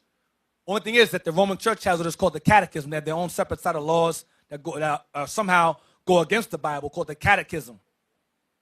All right, but the Roman Empire basically became the Holy Roman Empire, which in Israel took over, but that's another topic. But basically the Roman Empire decided to take Judaism or Christian Judaism and merge it into itself, and took paganism along with Judaism and merged them together. And that's what modern Christianity is now. It's the same exact thing. Nothing different. Y'all follow? All right. You say something? Yeah. Go ahead. Because when you look at the Roman and Greek mythology, right? For instance, the mythology about heaven, about when you die, you go live up in the sky. Where do you think that come from? They call it the Elysian Fields. You watch a Gladiator, when you saw the movie Gladiator with Maximus or Russell Crowe, when he dies, you see him going through the fields and his wife and son waiting for him in the afterlife. The gates of Olympus are open to you. That's where it comes from. You die. You basically, what Esau says to you is, live joyously in hell, only to die and go to heaven and live happy up there. So keep hell here and then die and go to heaven up there. It's madness. Right. That's what Christianity is. Maintaining hell to get to heaven. Right, so that right there is where they got that whole concept of dying and going to heaven from, the afterlife. Right. You understand? We know in the Bible it says when you die, your spirit goes back to who? The Most High. But that's Greek mythology. That's that Greek mythology that they push in Christianity today. That when you die, you're gonna go and you're gonna live up in the sky. But no, they ain't saying no more it's with Zeus. They're saying it's Christ and God. You understand? And then you got, if you evil, you're gonna go to hell. You're gonna go in the ground with Hades. You understand that Hades is that Greek mythology. Or Tartarus. That they teach. You know, that's this is what Xena. You remember Xena? Yep. Way back in the days, and Hercules. You know, yeah, Ares, and then you got the Hades of hell. that when you die, you go down there and he torment you. All of that Christianity incorporate all of that with itself. And that's what they teach our people today in the churches. All right? That's where they got all of that from. That's what hell is. Hades, Tartarus, Ares will get you, or Hades will get you. It's the same thing. Right, but when the Bible used the term hell, it's just talking about the ground. You understand? That's what it's talking about. Or your condition that you in. You know, some like you could say our people catching hell, meaning the condition that we in. You know, so when the Bible uses it, it's either those both terms it's talking about. Right. All right. Now go back now. Click Sol Invictus, please. That means the unconquered sun in English. Sol Invictus, in parentheses, unconquered sun, was the official sun god of the later Roman Empire and a patron of soldiers. So that is the deity of Rome. Rome worshipped the sun. You take sun worship and Christian Judaism and merge them together, you get what? Roman Catholic Church. This goes back to being Pontifex Maximus. And that passed all the way down into Constantine. All up to that time, the Council of Nicaea, all of that. Because when Christianity, as the disciples are being killed, the Jewish Christians were being killed off by Rome. So the doctrinal purity of it started to get diluted. And Christianity became a philosophy. It became like a discussion. And Christianity lost its facts. So they started coming with different doctrines of what Christ was, whether he was a man, whether he was the Father, whether he was the Son. So they had what was called the Council of Nicaea to clear things up, whether to factor out whether or not he was the Son of God, God himself, a man, whatever. And the Council of Nicaea was to basically to settle things within the churches, to keep the empire stable religiously. That's what it was all about. So what it did was to keep the peace, to have pagans and Christians, or pagan Christians work together as one. Let's take a Sabbath day and make it Sunday. Let's incorporate Easter. What else they did? Easter, Sunday, and something else they did. And Christmas, and incorporate Christmas. Thank you. That's what they did to keep the peace between pagans and pagan Christians alike. And we're going to get to that soon. Go ahead. Read that. Was the official sun god of the later Roman Empire and a patron of soldiers. In 274 AD, the Roman Emperor Aurelian made it an official cult alongside the traditional Roman cults. Scholars disagree about whether the new deity was a refoundation of the ancient Latin cult of Sol, a revival of the cult of Elagabalus are completely new. The god was favored by emperors after Aurelian and appeared on their coins until Constantine I. Now, I missed something. Go back to early Christianity again. I'm sorry, I missed something. I'm gonna read something to y'all. You gotta get that part out. Go back to early Christianity. Click that, early Christianity. Click that. Go down to Jewish Christians. The term Jewish Christian, click that, read that. The term Jewish Christian appears in historical texts contrasting Christians of Jewish origin with Gentile Christians, both in discussion of the New Testament church in the second and following centuries. It is also a term used for Jews who converted to Christianity but kept their Jewish heritage and traditions. Why? Because they were being forced out of it by Greco-Roman culture. Go down. I want something real quick. As Christianity, read that. As Christianity grew throughout the Gentile world, Christians diverged from their Jewish and Jerusalem roots. Jewish Christianity initially strengthened despite persecution by Jerusalem temple officials. Regardless of Roman persecution, go ahead. Fell into decline during the Jewish-Roman wars from 66 to 135 AD. And the growing anti-Judaism, perhaps best personified by Marcion 150. He was a Roman, Marcion. Go ahead. Which, with persecution by the Orthodox Christians from the time of the Roman Emperor Constantine in the 4th century, Jewish Christians sought refuge outside the boundaries of the empire. So the real Christians sought refuge outside the empire of Rome because Rome was persecuting us. Watch this. In Arabia and further afield. Go ahead. Within the empire and later elsewhere, it was dominated by the Gentile-based Christianity. Stop. Stop. Within the empire and later elsewhere, it was dominated by the Gentile-based Christianity. That's the one that says all are one, all come together. Go ahead, we don't want to say it. Watch. Elsewhere, it was dominated by the Gentile-based. So the real Christianity became dominated because they were forced away. They were in hiding. So the heathens made up their own form of Christianity, and that became dominant. And Rome adopted that. Watch. Base Christianity, which became the state church of the Roman Empire. Roman Catholic Church. The state church of the Roman Empire is the Roman Catholic Church. Go ahead. And which took control of sites in the Holy Land, such as the Church of the Holy Sepulchre and the Cenacle, and appointed subsequent bishops of Jerusalem. And that's when the Council of Nicaea took place. Those bishops were set up by Rome and so forth, and they were basically ideologies of Christianity, different forms. Not the main original Jewish Christianity, but Gentile-based Christianity was being pushed. You understand? Now we can go back. Go to right there. Read the theory. The theory. The theory dating from the 12th century that the near solstice. No. I'm sorry. Read the top again. Sol Invictus was the official sun god. Sol Invictus was the official sun god of the latter Roman Empire and a patron of soldiers.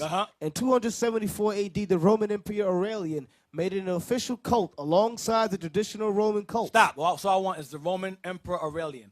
Now jump down to the theory. Keep his name in mind. Keep that guy in mind. Roman Emperor Aurelian. Read that, the theory. The theory dating from the 12th century. 1300s.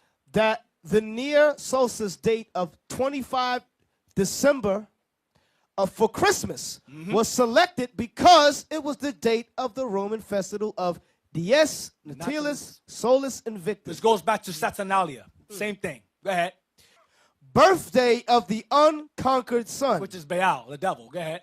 Is challenged by some Christian scholars. Because they want to maintain Christmas. They're arguing it, but it's true.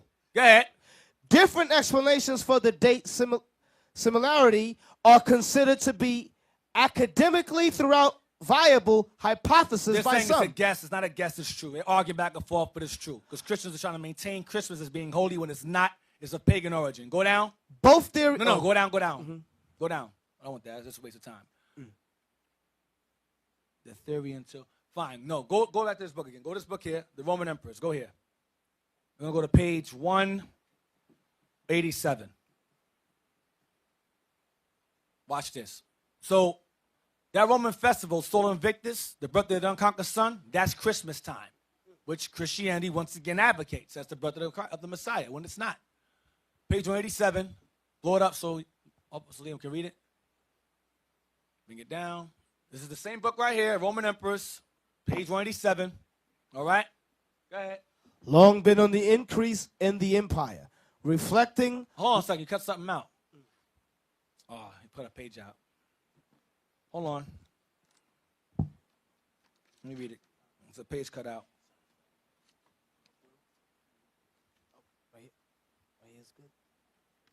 Okay, it's page 183. It's called Aurelian, from 270 to 275. Emperor Aurelian. It says, Aurelian also introduced important religious innovations. Sun worship had, go ahead, sun worship had what? Long been on the increase in the empire. Sun worship had long been increased in the empire because the Romans worshiped the sun. They borrowed that from the Greeks borrowed from the Egyptians. Go ahead. Reflecting the monotheistic ideas which now increasingly dominated pagan worship and thought. Christianity, go ahead. The conclusive step was now taken by Aurelian. Marcus Aurelian, go ahead. Who established a massive and strongly subsidized cult of the unconquerable sun, Sol Invictus. Watch this. Endowing the deity with a splendid temple in the capital, staffed with a new college of priests on the model of the ancient priestly colleges. Watch this. His birthday was to be celebrated on the 25th of December, which was eventually a bequest of the solar cult to Christianity, converted into Christmas Day. It's a, see that? So Christianity observes a doctrine or religion of a solar cult, a sun-worshipping cult. Christmas Day is pagan once again. This goes back to Egypt, this goes back to Babylon, and so on and so forth. Now, let's go to Antichrist 666, page 26. I'm going to skim through it. You're going to be page 26 and 27. This book right here, where's it at? I don't have it. Where is it? Oh, there it goes. Now, this book here, I don't let the cover scare you. Oh, Antichrist, Damien. This is this is a book that basically that's like a cross-reference to two Babylons. He gives a lot more references than Alexander Hislop does, so I like it better. He references a lot of Alexander Hislop research. It's called The Antichrist 666, compiled by William Josiah Sutton. All right? And he basically goes into the history of pagan customs. This book's old, you see it's beaten up. But it's very good. It's a good read. It has a lot of bones in it. So I advise y'all to study first before you get well-versed in this book, because it'll have you confused. You'll start worshiping the devil. You lose your mind. Christ is Satan. Worship Satan now. Be careful. All right? What page have you get? Page 20. What page is this? 26. In sun worship, two very important festivals were observed by most pagans throughout the world. They were held 2 times in the year when the sun is at its greatest distance from the celestial equator. To the astronomers, these 2 days are known as the winter and summer solstice. Yeah. But to the pagan sun worshiper, Rome and Greece. Yeah. the shortest day of the year Page 27. was the day the sun god was reborn. And the nativity of the sun fell on December 25th. The day the sun god was reborn, December 25th. Go ahead. According to legend, the sun after its birth on December 25th began to mature, and his light and heat would grow until the sun god would reach full maturity at midsummer. Go ahead. The ignorant pagans believed they placed an important part in the growth of the sun. And in the winter solstice, fires were kindled to help the sun's expiring light. Well, they keep the light going. That's why you have lights everywhere in the Christmas time. Lights everywhere, lights in the street, lights in the trees, lights in the window. That's what they do. Go ahead. The logs used in the fires to help the sun regenerate its light and heat were called Yule logs. Some of y'all burn Yule logs. The word Yule means child. They would burn children instead. So they're throwing children in the fire instead. That's what that represents. Go down to the end of Babylon. Yeah, go ahead. So real quick, let me say something about you. Because when we celebrate in Hanukkah, right? A lot of sisters put up them damn Christmas lights, man. Yo, listen, man. Y'all see where that thing come from. Y'all come up with your own decoration. Get some nice Hanukkah. You know what I mean? Don't bring no Christmas lights. Then do that Christmas crap, man. Because we see where them lights come from. You understand? So y'all come up with your own thing. I just wanted to put that out there. Go down to in the Babylonian. In the Babylonian, right there. Liam? In the Babylonian. In the Babylonian and Assyrian legend, Nimrod died in his prime, leaving a queen named Semiramis. His mom wife. He married his mom. His mom wife. His wife. Mom wife. Go ahead.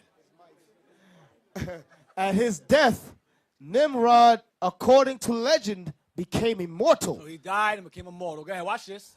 And his spirit flew up to the sun and took possession of And it. conquered it. That's the unconquered sun. Nimrod is the unconquered sun. He's Sol Invictus. That's who it is. He's also Zeus. He's also Odin. He's also Father Time. He's also January. Janus, that's him.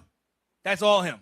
Go ahead. I'm going to show you. Watch this. Go ahead. I'll show you. Hence, he became Beel Saman, Lord of heaven. And his wife, Mife, is queen of heaven. He's king of heaven. She's queen of heaven. Go ahead. After Nimrod had died and became the sun god, Sol Invictus. Semiramis, his queen, became pregnant. Watch this. She claimed to be a virgin. And after Nimrod's death, according to legend, that she spread, begot a child by Nimrod's spirit coming down on her from the sun. what that sound like? Immaculate conception, because that's where it comes from. Go ahead. She proclaimed to her subjects that her husband's spirit entered into her womb through a sunbeam. Watch this. And begot the legendary God child Tammuz. Uh-huh. Ezekiel chapter 8, verse 14. When was he born? He was born December 25th. That's who you worship Christmas Day. Through his immaculate conceiving, lying, deceptive mother. Mom wife. Mife. A sunbeam shone in her womb, and she miraculously conceived. Or now they call it the Holy Spirit now, instead. Deacon Eythan, what's the name of this book? This book is called Antichrist 666 by William Josiah Sutton. Now, it gets better. Get Ezekiel 8:14. Let's get that. Let's see the time Moses in the Bible. That's the pagan Messiah who was born miraculously, who white Jesus is based on, which is Babylon. Before the white man. So before, Christianity predates the white man. The white man took it, adopted it, and taught it to the world and spread it. Because America, Edom is what? The daughter of Babylon. Ezekiel chapter 8, verse 14. Like mother like daughter. Then he brought me to the door of the gate. The Lord showed Ezekiel a vision of what the priests are doing in secret in the temple. Go ahead. And outside the temple. Go ahead. Then he brought me to the door of the gate of the Lord's house, which was toward the north. And behold, there sat women weeping for Tammuz. That who? Weeping for Tammuz. Women. That was a custom. They had to cry for Tammuz. Because he died as an infant. He didn't grow up as him. That's why you always see Mother Mary and baby Jesus all the time. Never grown up. He's always a baby all the time. That goes back to Tammuz. Forever baby. Forever baby white Jesus. Always a baby. He died as a baby, and so they weep him because he died as a child. So their custom was to weep him when he died. He was born on December 25th, and he died as a child. Somehow, whatever, according to legend or whatever. Go ahead, read again. Women doing what? Weeping for Tammuz. So the custom was to weep for Tammuz. So now, that's Ezekiel 8:14. Let's go to Jeremiah 7:18. So Semiramis, we're going to read who she became. Matter of fact, no. Let's go. Let's jump forward. Let's go to, give me a second. Let's go to Matthew 1 real quick to destroy that. Matthew 1:1. The book of Matthew, chapter 1, verse 1. So a sunbeam, hold on. We got to laugh at that some more. A sunbeam came and shined on her belly, and the baby was born December 25th. That's miraculous. That's how Christianity sounds. It's ridiculous legends and stories. It's stupid nonsense. It's foolish nonsense. And I'm going to show you through the class how foolish Christianity, modern Christianity is. Matthew 1:1, please. The book of the generation of Jesus Christ, the son of David. That's all I want. All I want is verse 1. Read again. The book of the generation of Jesus Christ. Remember earlier we read about the Jews, their genetic lineage, that's what generation is. Genes, genetic. That means he had a genetic lineage to David. The Messiah's generation, his generation, derives from men. Y'all understand? Read again, please. The book of the generation of Jesus Christ, the son of David, the son of Abraham. We're going to jump to verse 17. Then was fulfilled that which was spoken by Jeremiah the prophet, saying. No, that's verse 17. Oh, excuse me. Verse 17. Verse 17. So all the generations. All the generations. Go ahead. From Abraham to David are 14 generations. Go ahead. And from David unto the carrying away into Babylon are 14 generations. Go ahead. And from the carrying away into Babylon unto Christ. From the generations leading to Christ, what? Go ahead. Are 14 generations. Go to 16 and verse 13. Watch this. Because, no, I'm going to jump ahead. Watch this. Matthew 16, verse 13. Matthew 16, verse 13. Let's see what Christ calls himself. When Jesus came into the coast of Caesarea Philippi, he asked his disciples, saying, Whom do men say that I, the Son of Man, am? Stop. Now, how can he call himself the Son of Man and not be the Son of a Man? You know how retarded Christianity is? Who do men say that I, the Son of Man, am? I'm no one's son, but whom do men say that I am? Son of Man. A son of man is the son of a man. Once I'm trying to say DA. It feels good saying it. Son of man means you're the son of a man. Daniel was called that. Ezekiel was called that. They were not born through a sunbeam. They were born like everybody else. Daddy and mommy got it going, did things, and babies was born. You understand? Yes, sir. Time to keep it G, kids here. You understand? Son of man is called the son of man because he was the son of a man. This is common sense.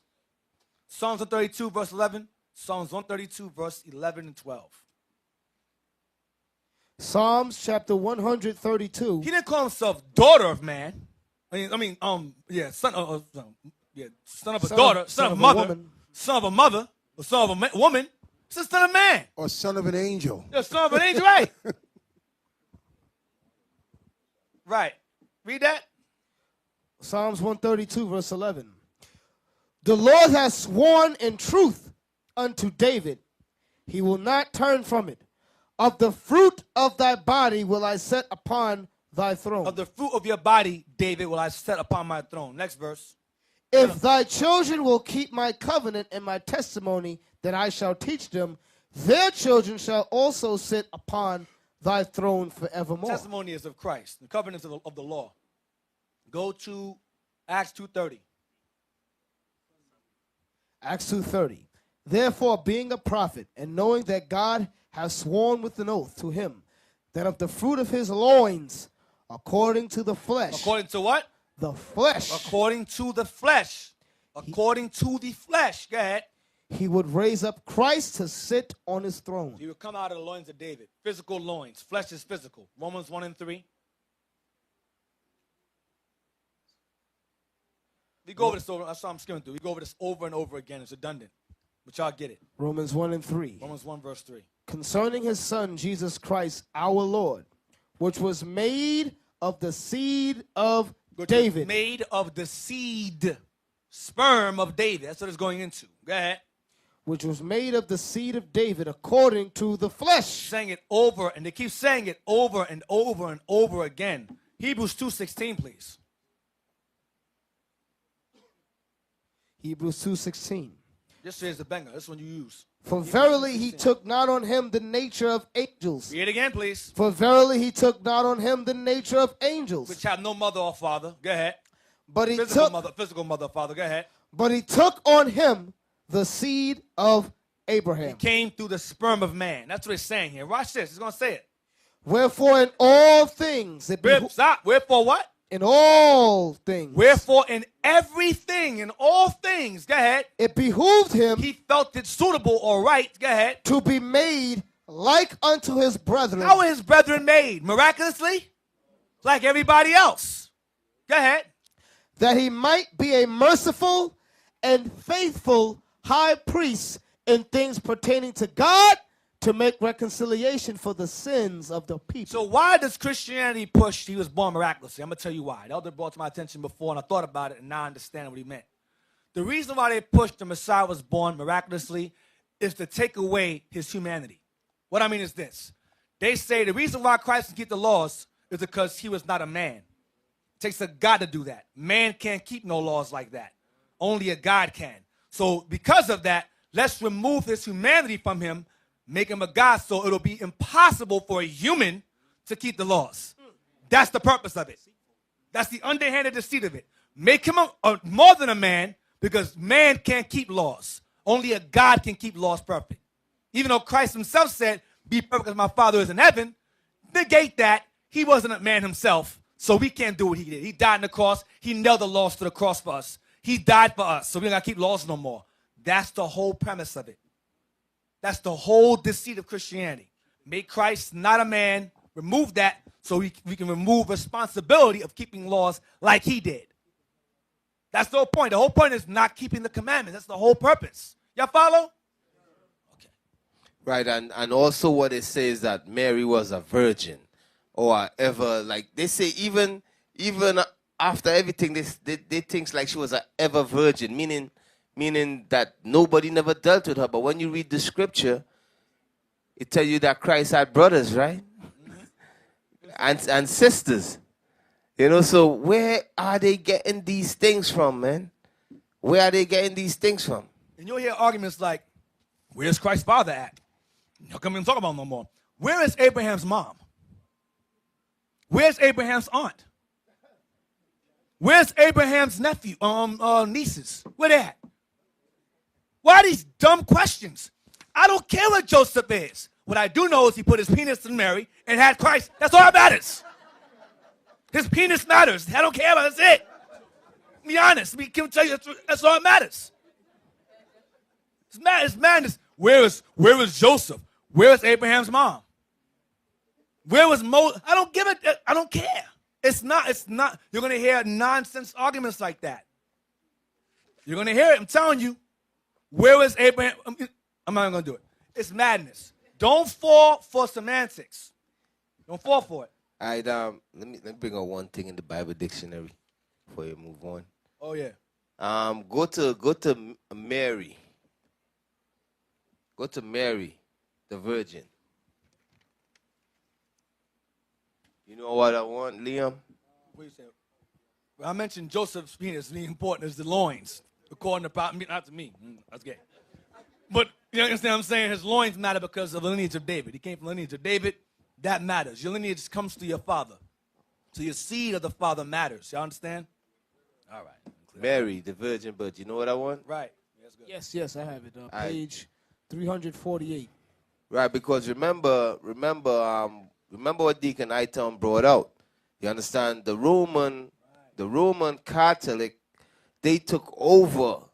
They brought all kind of paganism inside the true Christian faith. You understand? They brought that sun worship and all of that. All right. They also brought the virgin birth, which we know they got all the way back from Egypt, from Babylon, from Nimrod and all of that. So read that right there. It says, Mary, page 348. I want Yes. the last Yes, I got it. Yes, distinctively. Sir. Distinctive Roman Catholic doctrines about Mary. Immaculate Conception, 1854. An Assumption of Mary, 1950. All right, so you see, that's when that doctrine came about, in 1854. That's when they brought that doctrine that Christ had no father. Before that, they wasn't teaching that, because everybody know to bring 4 kids, you need a man and a woman. You know, before they wasn't teaching that immaculate conception. All right, but it says distinctively Roman Catholic doctrine. That's who came up with that, the Roman Catholic Church. The Roman Catholic Church established that in 1854. That's their solid doctrine. She was born miraculously. And Mary is who they worship in the Catholic Church is Semiramis. They merged together because the Catholic Church worships Egypt. IHS, they say it's IHS, the symbol of Catholicism is Jesus Hominus or Salvatorum, means the savior of all mankind. But that's not what it means. It means Isis, Horus, and Set. That's what it means. They play games with you. Hey, Eythan, another thing too, they got a lot of these nuns in them Right, talking that's about they want to be like Mary. You know, talking about they being celibate and virgins and so forth. But you see all the stuff that goes on in the Roman Catholic Church with them young boys. Mm-hmm. So imagine what goes on with them women that take that vow. Right. That's Babylonian also. Nuns is also Babylonian. Go to page 28. Right there is good. Read that there. To the first inhabitants of the world after the nod. Nimrod. The flood. The flood. Nimrod, the first king of Babel. No, his name is Ninus. Nimrod, also Ninus. The first king of Babel. His queen Semiramis. And their miraculously born godchild Tammuz. Miraculously born godchild Tammuz. God-child. I'll go back to my point about him not being a human. He's a godchild. Go ahead. Godchild Tammuz. In parentheses, the son of the son. The son of the son. Go ahead. was the first pagan trinity. First what? Pagan trinity. The first pagan trinity. That's where the Trinity comes from. Isis, Horus, and Set. Nimrod, Semiramis, and Tammuz. Pagan trinity. This is Christianity right here. 101. Jump down to their pattern. Their pattern of worship is usually the same. The pattern of worship in this trinity was usually exactly the same customs, the same rites, the same traditions, same feast days, different names. Watch this. Only the names are different because of the various languages in the world. So when Nimrod was being worshipped and the Mosai could find the languages, they all continued to worship him and his wife and child, or so-called child, the legitimate child, when the languages were confounded. So they worshipped him in different languages. So they worshipped him as different. I'll show you the list. But when the languages were confounded, they still worshipped those three. Go ahead. Comparing Bible doctrine with pagan mythology. Comparing Bible doctrine with pagan mythology, scholars, both Christian and non-Christian, will agree that some of the most cherished traditions and ordinances kept by both Catholic and Protestant churches, Christian churches, have their origin from sun worship and not from the Old and New Testaments. Next page. Nimrod. No, I want from beginning Sunday. Sorry. Sunday Sacred. sacredness. Christmas. The Christmas tree. Easter. The Easter egg and bunny. Hot cross buns and Good Friday are not holy days and ordinances to be kept sacred from the Bible, but were sacred to the ancient Babylonian gods. Watch this. Watch the name. Nimrod, in parentheses, Baal. That's Nimrod. Nimrod is Baal. Go ahead.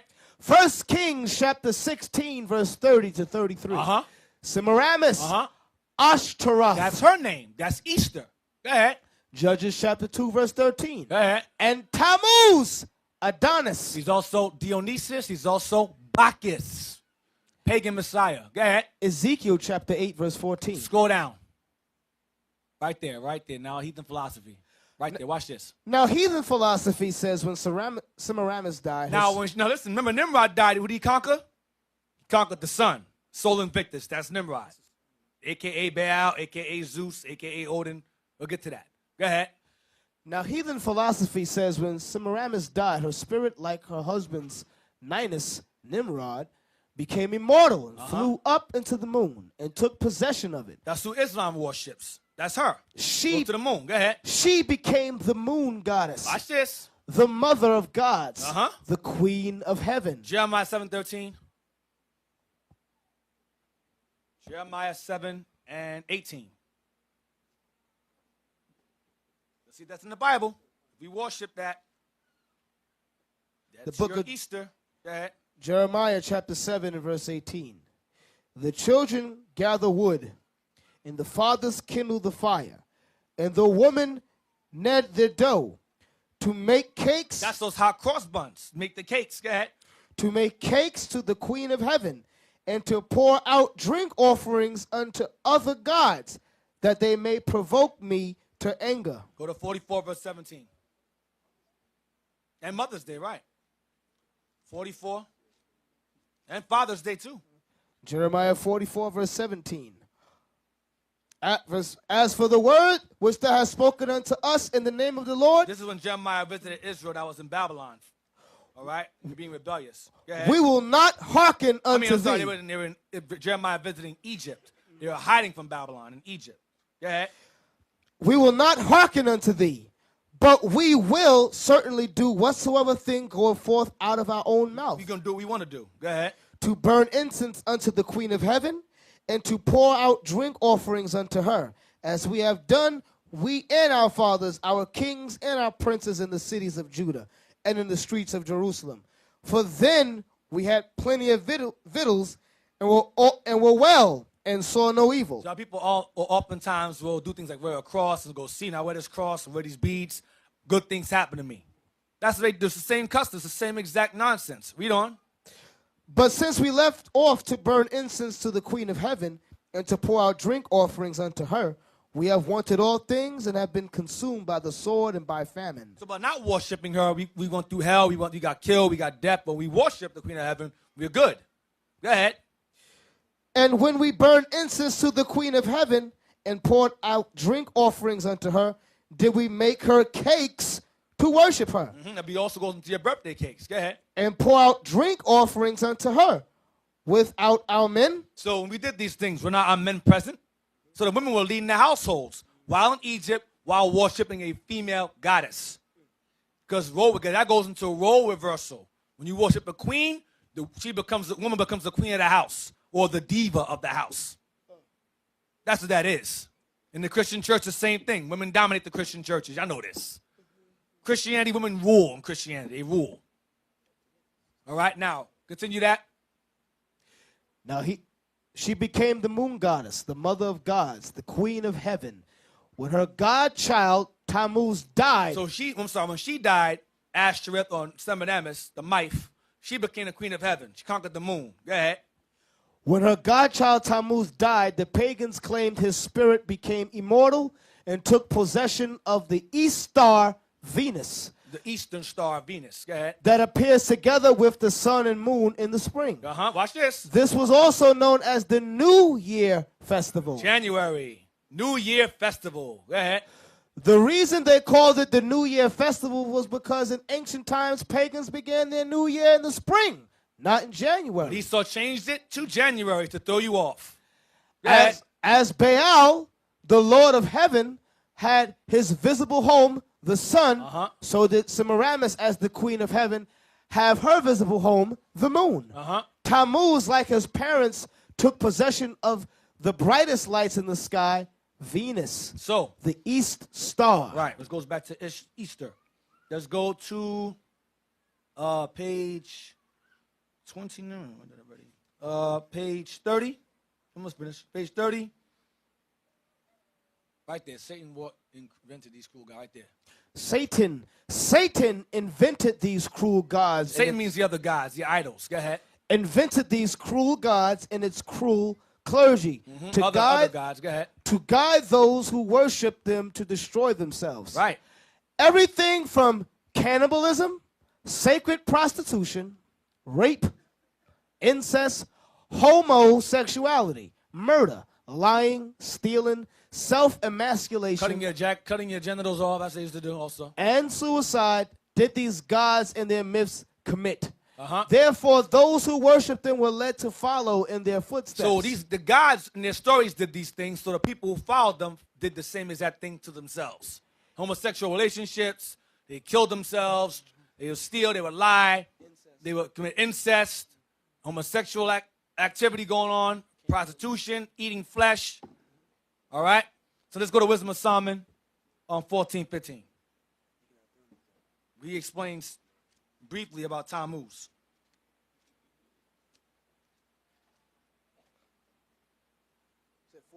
Wisdom of Solomon 14, verse 15.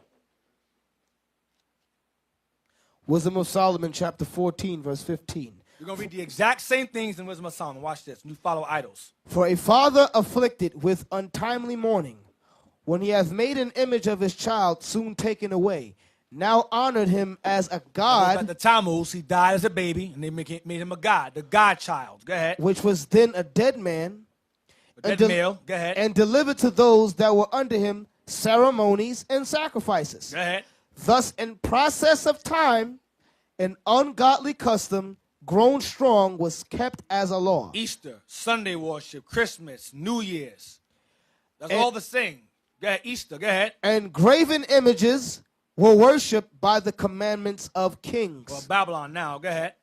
Whom men could not honor in presence because they dwelt far off. They took the counterfeit of his visage from far and made an express image of a king whom they honored. They took the image of this king and they made images of him and spread all around. Go ahead. To the end that by this, their forwardness, they might flatter him that was absent, as if he were present. They kept a picture of this dead king among themselves to honor him while they lived far away. They had a picture of him to worship him. Go ahead. Also, the singular diligence of the artificer, The artist. did help to set forward the ignorant to more superstition. Go ahead. For he, peradventure, willing to please one in authority, forced all his skill to make the resemblance of the best fashion. This goes into your Caesar Borgia because he was the son of a king. Same thing. Go ahead. And so the multitude, allured by the grace of the work, took him now for a god, which a little before but was honored as a man. That goes right back to Nimrod. That goes right back to Caesar Borgia, a white image of Christ. The same exact thing. Go ahead. And this was an occasion to deceive the world. To do what? To deceive the world. This was done to deceive the world. Christianity was used to deceive the world, specifically the Israelites within this world. Go ahead. For men serving either calamity or tyranny did ascribe unto stones and stocks the incommunicable name. They gave these idols the Most High's titles, the names. Go ahead.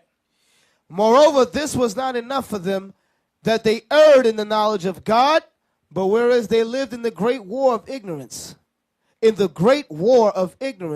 those so great plagues called they peace. So our people call ignorance peace, and that's called the plague in the Bible. When you embrace ignorance as peace, that's a war. That's the plague, an illness. Go ahead. Yeah. When Deacon Eythan said, when you embrace ignorance as peace, do you understand what he just said? When you embrace ignorance as peace, that's the plague. For instance, when somebody said they don't matter what color Christ is, Right. Jesus loves everybody. You know what? Or that's us being ignorant. You embrace ignorance as peace.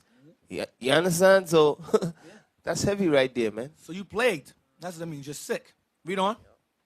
For while they slew their children in sacrifices, Read that right here. Go ahead. or used secret ceremonies, or made revelings of strange rites, That's clubbing. Go ahead.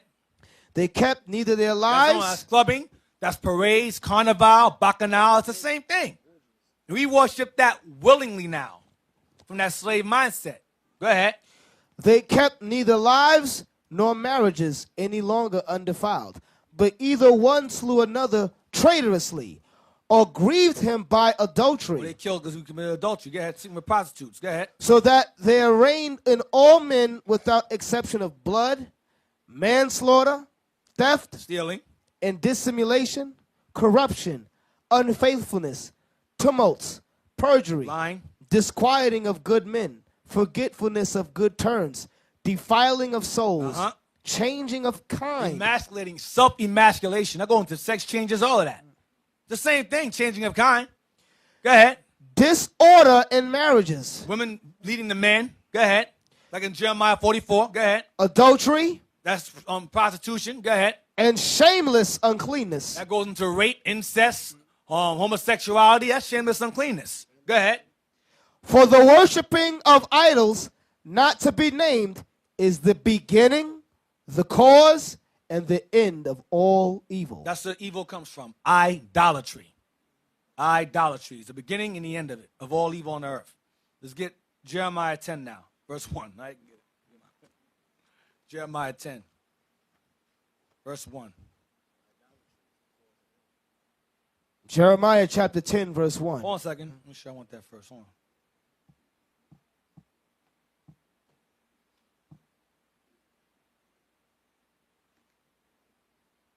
Scroll down real quick. Scroll down. Read this first. Scroll down to the bottom of the page. Then we'll get Jeremiah 10. Scroll down. Down. This short. Right there. Read it. There is not one single. There is not one single scriptural evidence that supports the birth of Christ as being December 25th. Watch this. But history says December 25th was kept thousands of years before the birth of Jesus in honor of the pagan Messiah. Another name for Tammuz, the pagan godchild, was Baal Bereth, which means Lord of the fir tree. Go down. Watch this. The sun god, the mother goddess, and their son, according to the Babylonian mythology, were mystically changed into trees. This is the origin of burning the Yule log. Go ahead. Nimrod, defied as the sun god, was symbolized by a big fir tree stripped of all its branches and cut almost to the ground. That's the stock. They worship the stock. Go over to the next page. To the right there, the ground. Liam. cut to the ground. Jump down to people of Aryan stock. People of Hold on. Go ahead. People of Aryan stock who believed that the oak tree was a symbol of Zeus or Jupiter Remember that name, Jupiter. They put that in our temple. Jupiter the defender. Go ahead. believed that this branch was of mistletoe, which grew on the oak tree, and to be kissed under the mistletoe would ensure fertility. That's where mistletoe comes from. Go up. Go up, go up, go up. Christianity's witchcraft. Go up. I mean, you go down. Well, go down to the picture I want the picture. There you go. That's a stock right there. Look on the right-hand side. It's a palm tree. They would decorate the palm tree with silver and gold, and then later on we put lights on it. I know in California, in California they have that. Palm trees lit with lights around it around Christmas time. That's the first Christmas tree, the palm tree. Then later on, these say, okay, remove the palm tree. That's too obvious. Make it a pine tree instead. Okay? That's in honor of when Nimrod died, they say he was reborn as Tammuz, December 25th. That's what they're worshiping. Jeremiah 10 now. So now we know why they worship the trees. Jeremiah 10, verse 1.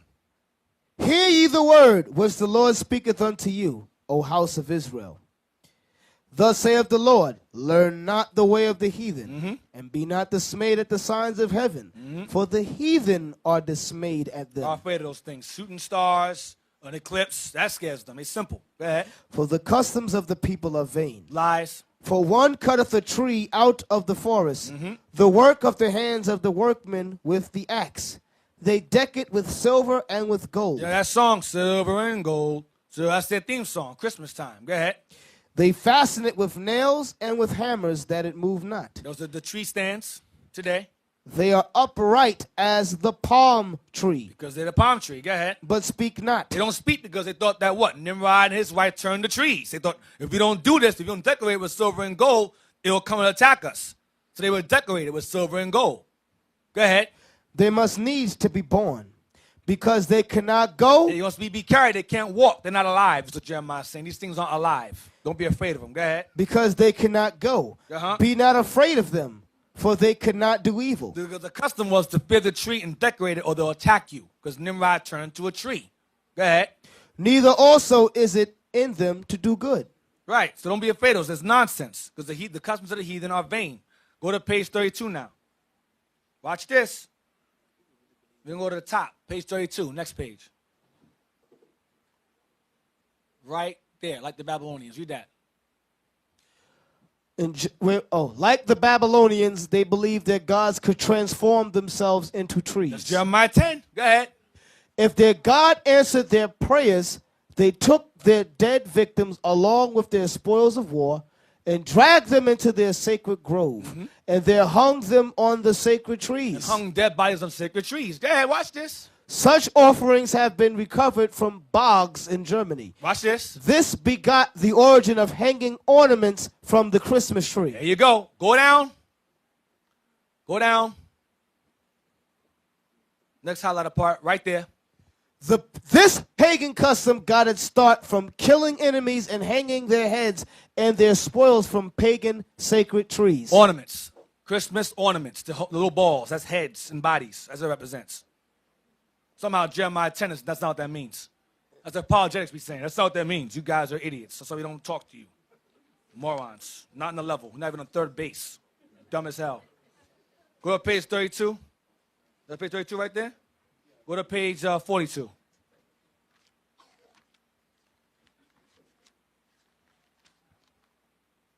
Page 40. Watch this. Now I'm going to show you.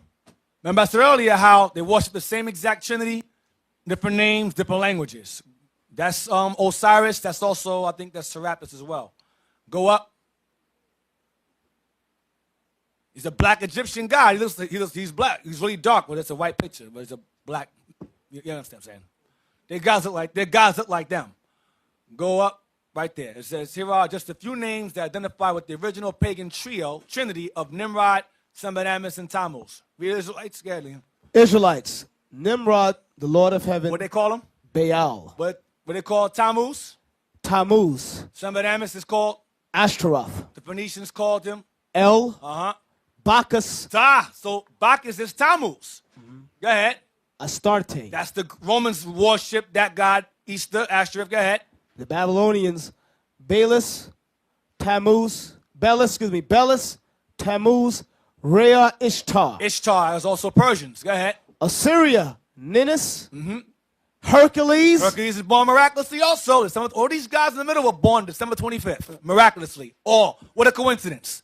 Go ahead. Beltis, Greece, Zeus, He worships Zeus. That goes back to Nimrod. That's him too. Dionysus, Dionysus also a pagan messiah, born December 25th. Aphrodite, There you go. Go ahead. Rome, Jupiter, Put that in our temple. Jupiter. Go ahead. Attis, That's also Tammuz. Sabel, Diana, Of the Ephesians. Diana of the Ephesians, also Wonder Woman. right. Go ahead. Egypt, Ra, Osiris, Horus, Isis, Hathor. That's Queen of Heaven. Go ahead. Next one. India, Elam.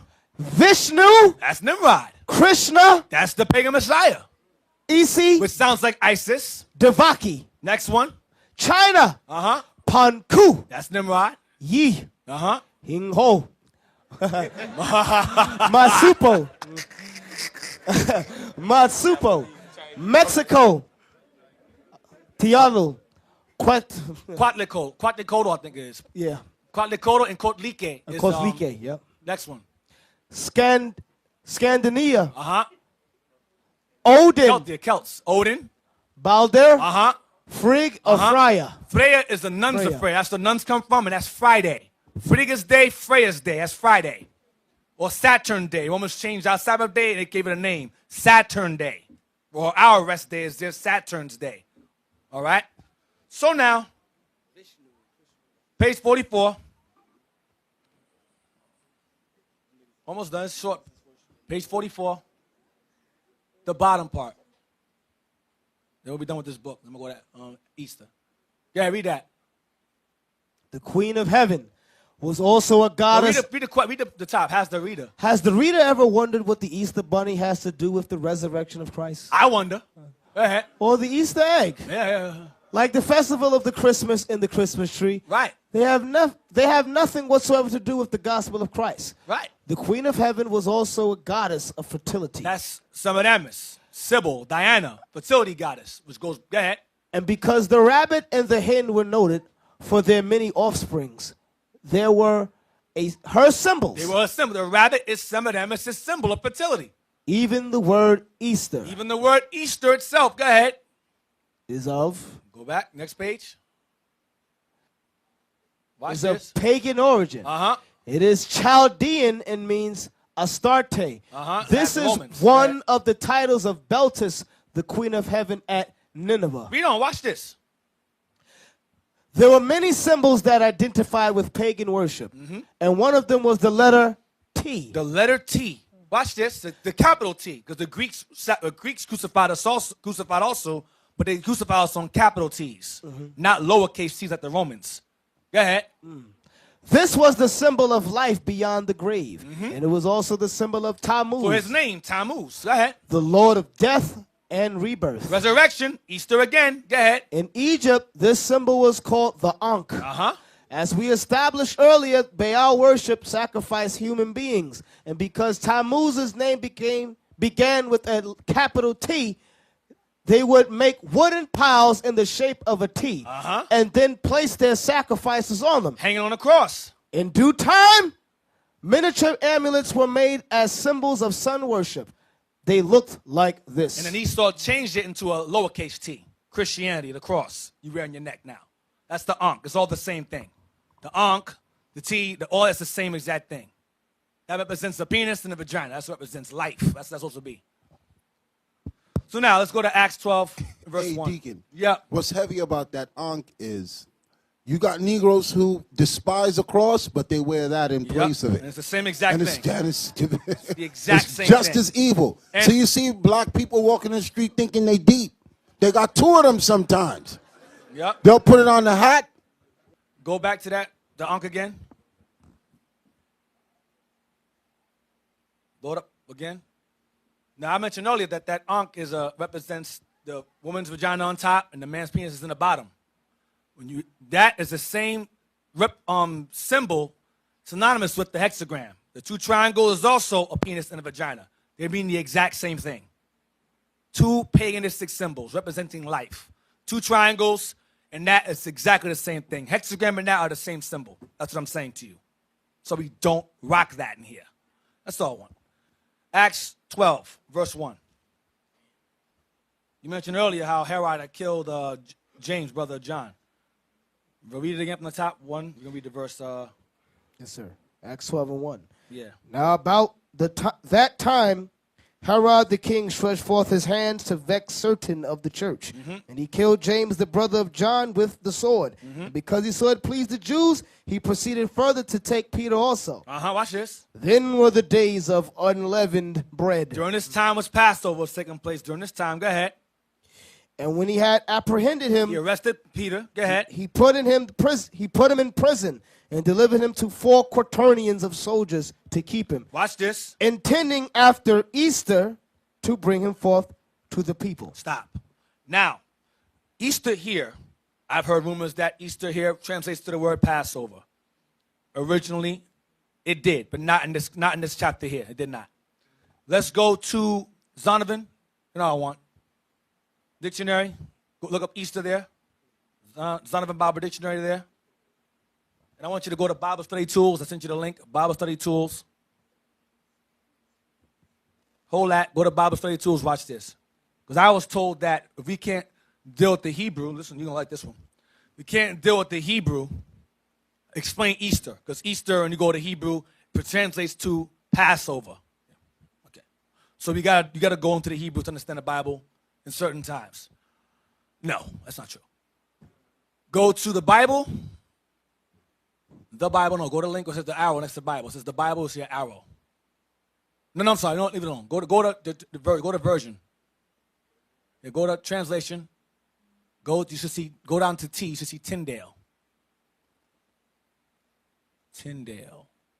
Yep, click that. All right, stay there. Read that, please. Zonovan, read that.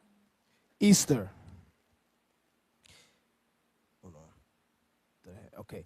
Rendered, it says Easter in parentheses, Passover. Stop. Easter rendered Passover. So Easter and Passover in some contexts were synonymous. Watch, let me show you what I mean. Go ahead. Rendered Easter in Acts chapter 12, verse 4. Rendered Easter in Acts chapter 12, verse 4. King James Version. King James Version, go ahead. But correctly translated Passover in ASV. But correctly translated Passover in the ASV. ASV stands for American Standardized Version Bible. That's the Revised Version Bible. Now, we know about the Revised Version Bibles. You know what they do, don't we? They take things out. Like Jeremiah 14:2, with American Standardized Version, it ain't going to say black unto the ground in there. If you go to black but commonly in the Standard Version, it's not going to say black and comely. It's going to say dark and lovely. Different things. Black and dark, different things. I drive a dark car. What color is the car? Red, green, blue. Drive a black car. It's a black car. A dark man robbed my house. Well, what was he? A dark man. Well, which one that mean? Which one? What is he? A black man robbed my house. You don't know if I say a black man robbed my house, you know, it's us. See my point? That's what American Standardized Version Bibles do. The key thing, Deacon, is why every place it says black, they changed it. Right. If it wasn't a big deal, if we're making the Bible to say something else, then leave it alone. Right. Okay, same thing with Job 30:30. Yep. It says, my skin is black upon me. They changed it to my skin turns black or my skin grows black. Right. Why change it? What was the purpose of it? That's why we tell y'all we only deal with the King James 1611 Bible. Right. Because as we started to rise up with the understanding of the scriptures, that's when the scholars said, we need to change this. Them niggas is waking up. Yep. Now go to the etymology. Go to type in E-S-T-E-R. E-S-T-E-R in there. This is a Tyndale Version Bible.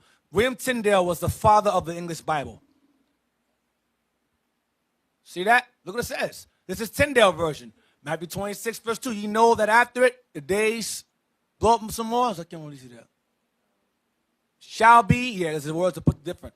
Shall be Esther, and Son of Man shall be delivered to be crucified. Go down.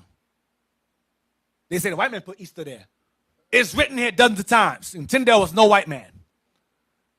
He said, go into the city unto such a man and say to him, the master saith, my time is at hand. I will keep my Easter at thy house with my disciples. After 2 days followed Easter and the days of sweet bread. So Easter and Passover were, at one point in time with William Tyndale, synonymous. Because during his time, it was Catholic Britain. They observed Christian, they acknowledged Passover, they called it interchangeably either Passover or Easter. He knew that. He translated the Old Testament in the year 1526, and I think the New Testament in 1530. The only way he could think of for the New Testament that could fit Passover in their proper context, because Easter can be translated out of Greek into English. This is Astarte in Greek and Easter in English. Okay, I'll use this word. This word people understand. If I put Easter here, they'll know I'm referring to Passover, because during his time in Britain, Easter and Passover were synonymous. You follow what I'm saying? I got to prove it now. Go to Tyndale, please. William Tyndale, Wikipedia. During his time, Christians of his time acknowledged that Easter and Passover were one and the same. So he put the word Easter there as the English translation for Passover. You follow? That's why in the KJV it says rendered Passover in Acts 12:4. That's not Passover there. That's not that right there. Easter and that 12:4 is actual Easter paganism. I'm gonna prove it. Go down. It says William Tyndale was in the English. Read it real quick. William Tyndale, sometimes spelled Tinsdale, born 1494 to 1536. He got put to death. Go ahead. Was an English scholar who became a leading figure in Protestant reform in the years leading up to his execution. He is well known for his translation of the Bible into English. Jump down. With the point. He was in. No, jump down. With the point. Go down to right there. Tyndale's translation. Tyndale's translations was the first English Bible to draw directly from Hebrew and Greek texts. He was very fluent, and unlike these Jakes today, black Hebrew Israelites today who use concordances and Strongs, and Ben Yehuda, he actually spoke these languages fluently. So he was able to directly translate them from Hebrew and Greek texts. Go ahead. The first English one to take advantage of the printing press. So he took advantage. The church, Roman Catholic Church that governed Britain at the time, did not allow you to read your own. They had to teach you. You couldn't learn on your own. You couldn't read it yourself. You had to go to church and have them teach it to you. Like in church today. You sit there. He has the Bible open. He's saying God is this. And you're sitting there clapping your hands. Well, back then, the same thing. You weren't allowed to have a Bible in your hands. So he said, well, that's not fair. Why can't we read for ourselves? So he translated it out of the Latin, or out of the Greek, out of the Latin at the time, into English. So everyone can read it. And he took advantage of the printing press. That was illegal during that time to do that. Read it. And first of the New English Bibles of the Reformation. It was taken to be a direct challenge to the hegemony of both the Roman Catholic Church and the laws of England, maintaining the church position. So the government of England maintained the church's authority. If you did that, if you translated the Bible into English against the church's orders, you get put to death. The church ruled the state. You understand? The Roman Catholic Church, this is Roman Catholic England. They were against that. Go ahead. In 1530, Tyndale also wrote The Practice of Prelades. That's all I want that. Okay. Go down to right there, 1535. In 1535, Tyndale was arrested and jailed in the castle of Vilford. Or Filford, go ahead. Filford, yes. Outside Brussels for over a year. In 1536, he was convicted of heresy and executed by strangulation. He was hung. After which his body was burnt at the stake. Damn. His dying prayer was that the King of England's eyes would be opened. This seemed to find its fulfillment just 2 years later when Henry VIII authorization of the Great Bible for the Church of England, which was largely Tyndale's own work. Largely, but it wasn't fully because they corrupted it. Go ahead. Hence, the Tyndale Bible, as it was known, continued to play a key role in spreading Reformation ideas across the English-speaking world and eventually to the British Empire. Next paragraph. In 1611, the 54 scholars who produced the King James Bible drew significantly from Tyndale, as well as from the translations that descended from his. Watch this. From his. One estimate suggests that the New Testament in the King James Version is 83% Tyndale's, and the Old Testament 76%. Borrowed a lot from him. Go ahead. It borrowed. So compared, remember it says in the Bible, compared and revised in your Bibles. Go ahead.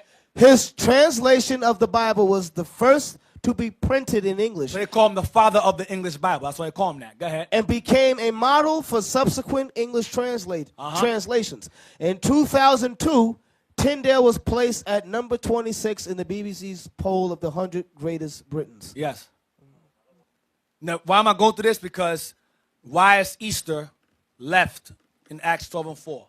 Because when Tyndale translated it, Easter was all over the Bible as another term for Passover. Oh, that's what I want. Give me Passover etymology online. I want that. That's what I wanted. The word Passover came from him. That's his term. He coined that term. The word Passover was non-existent before him. Passover came from him. Passover. Passover, 1530. Coined by Tyndale from verbal phrase Passover. To translate Hebrew, ha-pasah. The Passah. Ha means the Passah. Ha-pasah, the Passover. Go ahead. Passover. From Passah, see, Pascal. Pascal is the Greek form. In reference to the Lord passing over the houses over the Israelites in Egypt when he killed the firstborn of the Egyptians. When he read, he said, okay, well, sounds good. He said, angel passed over. Passover. I'll use that. And he put Passover in the Old Testament in 1530, and he translated the New Testament in 1526. And he was killed in 1535. Go to Easter, type in Easter, go into the glossary, type in Easter. Yeah, click that, see what it says. It should say the same thing. Easter. Read that. Old English Easter Day. Easter Day. Easter Day. Easter Day. It's Easter Day. Go ahead. From Istra, Northumbrian Eostri. Right. From Proto-Germanic Austrian, dawn. Like astronomy. Yes. Uh-huh.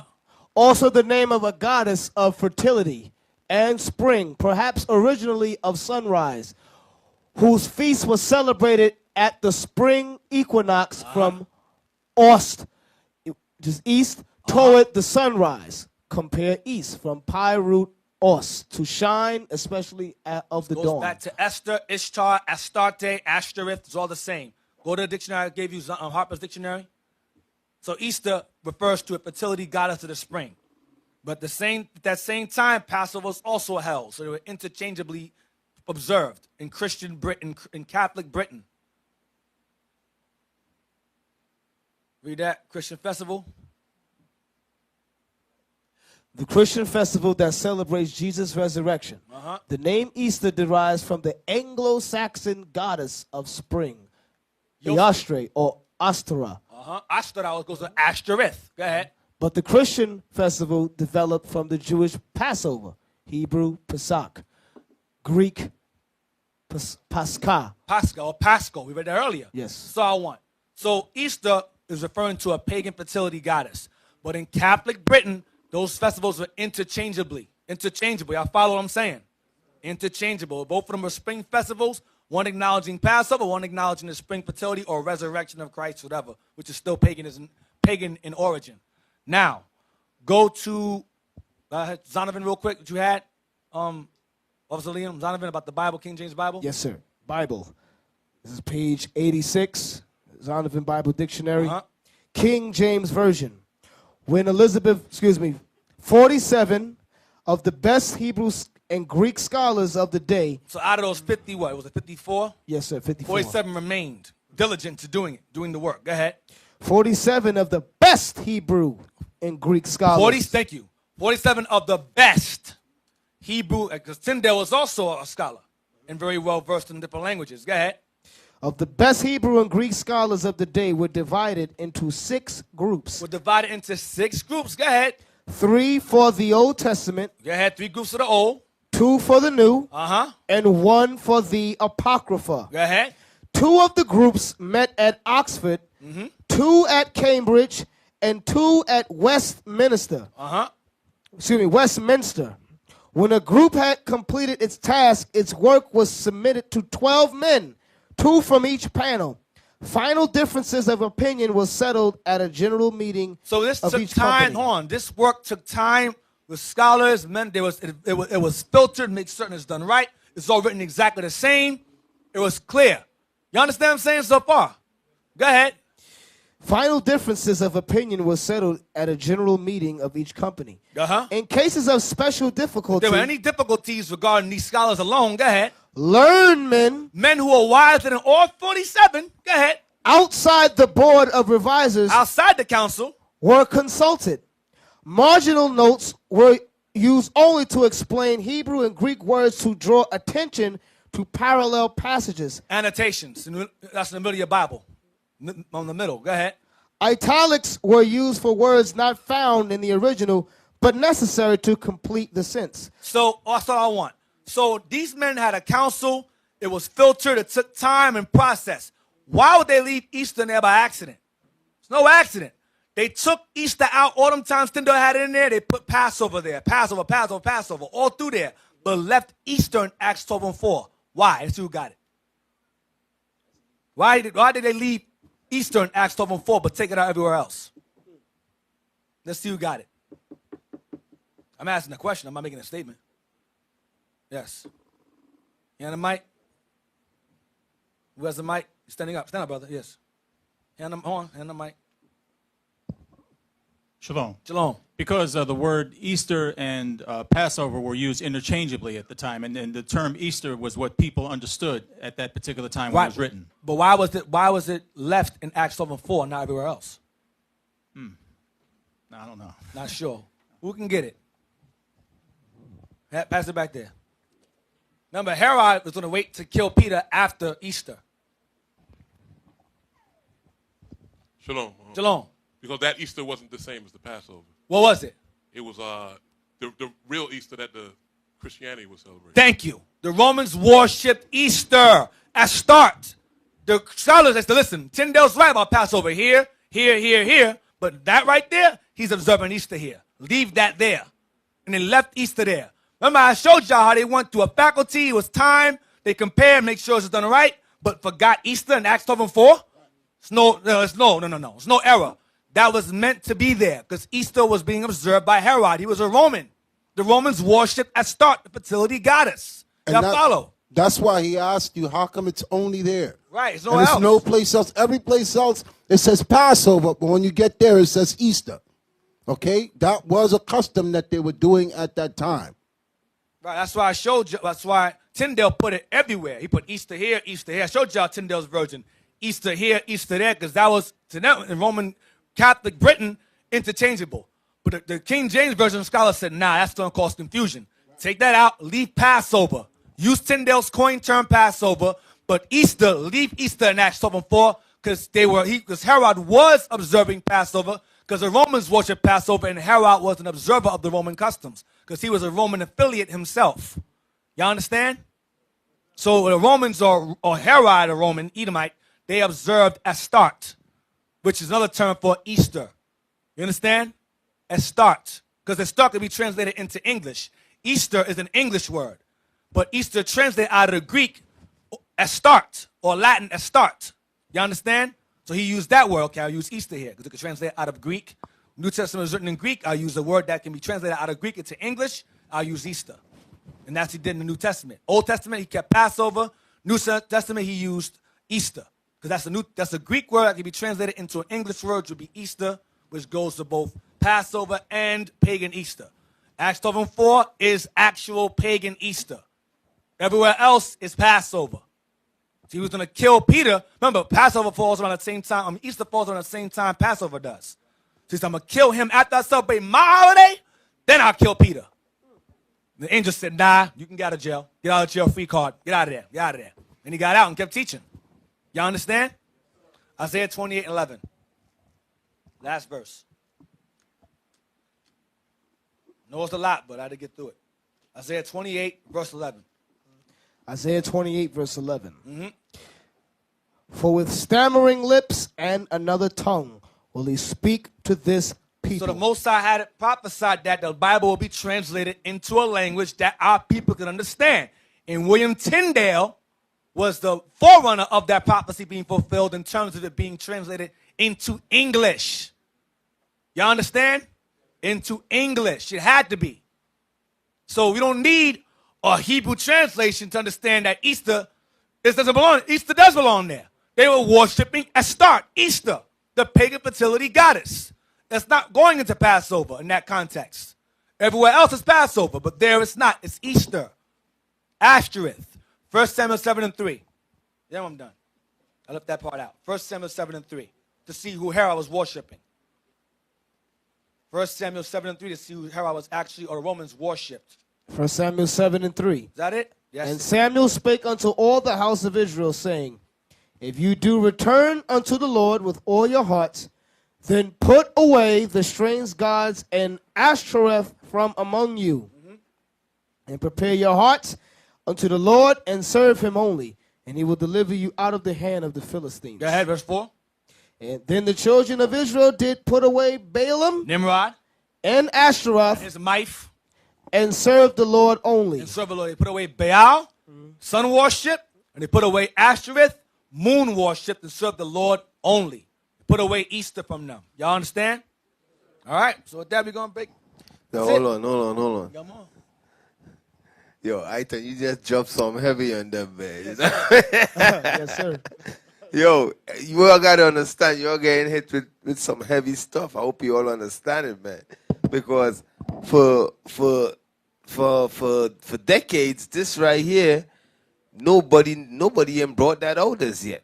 This is the first time this understanding coming out. I hope you all understand that. You know, you see Eythan went in his whole thing. He did his thing on this right here. You know? So I hope you brothers and sisters understand. This is another level of understanding. And while Eythan bring it out, it just, as I say, it's plain. You know, it's plain, man. You know, it's plain. But as I said, man, in this truth is about growth, and the Most High going to take us to other levels. So what you all got today, man, that's some heavy stuff right there. I hope you all understand it. So in conclusion, Christianity did not stem from the white man. It came from Babylon first, then the Egyptians, or vice versa, whatever. Then Esau took that, exploited it, and used it to deceive the whole world, targeting primarily our people. You understand? That's how I end it.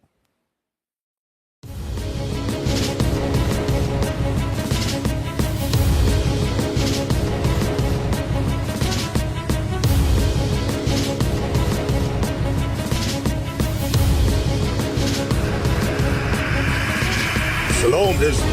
I'm Elder Nathaniel of Israel United in Christ. YouTube likes to shut our channels down, as some of you have noticed, ever so often. Subscribing to join IUIC will assure you will always stay connected to our YouTube accounts. We want to do our best to make sure this truth gets out. Please click and join our subscriber YouTube channel called Join IUIC to stay linked to all of our videos. So again, please make sure you subscribe to this Join IUIC channel to get your latest updates from all our YouTube channels. Shalom.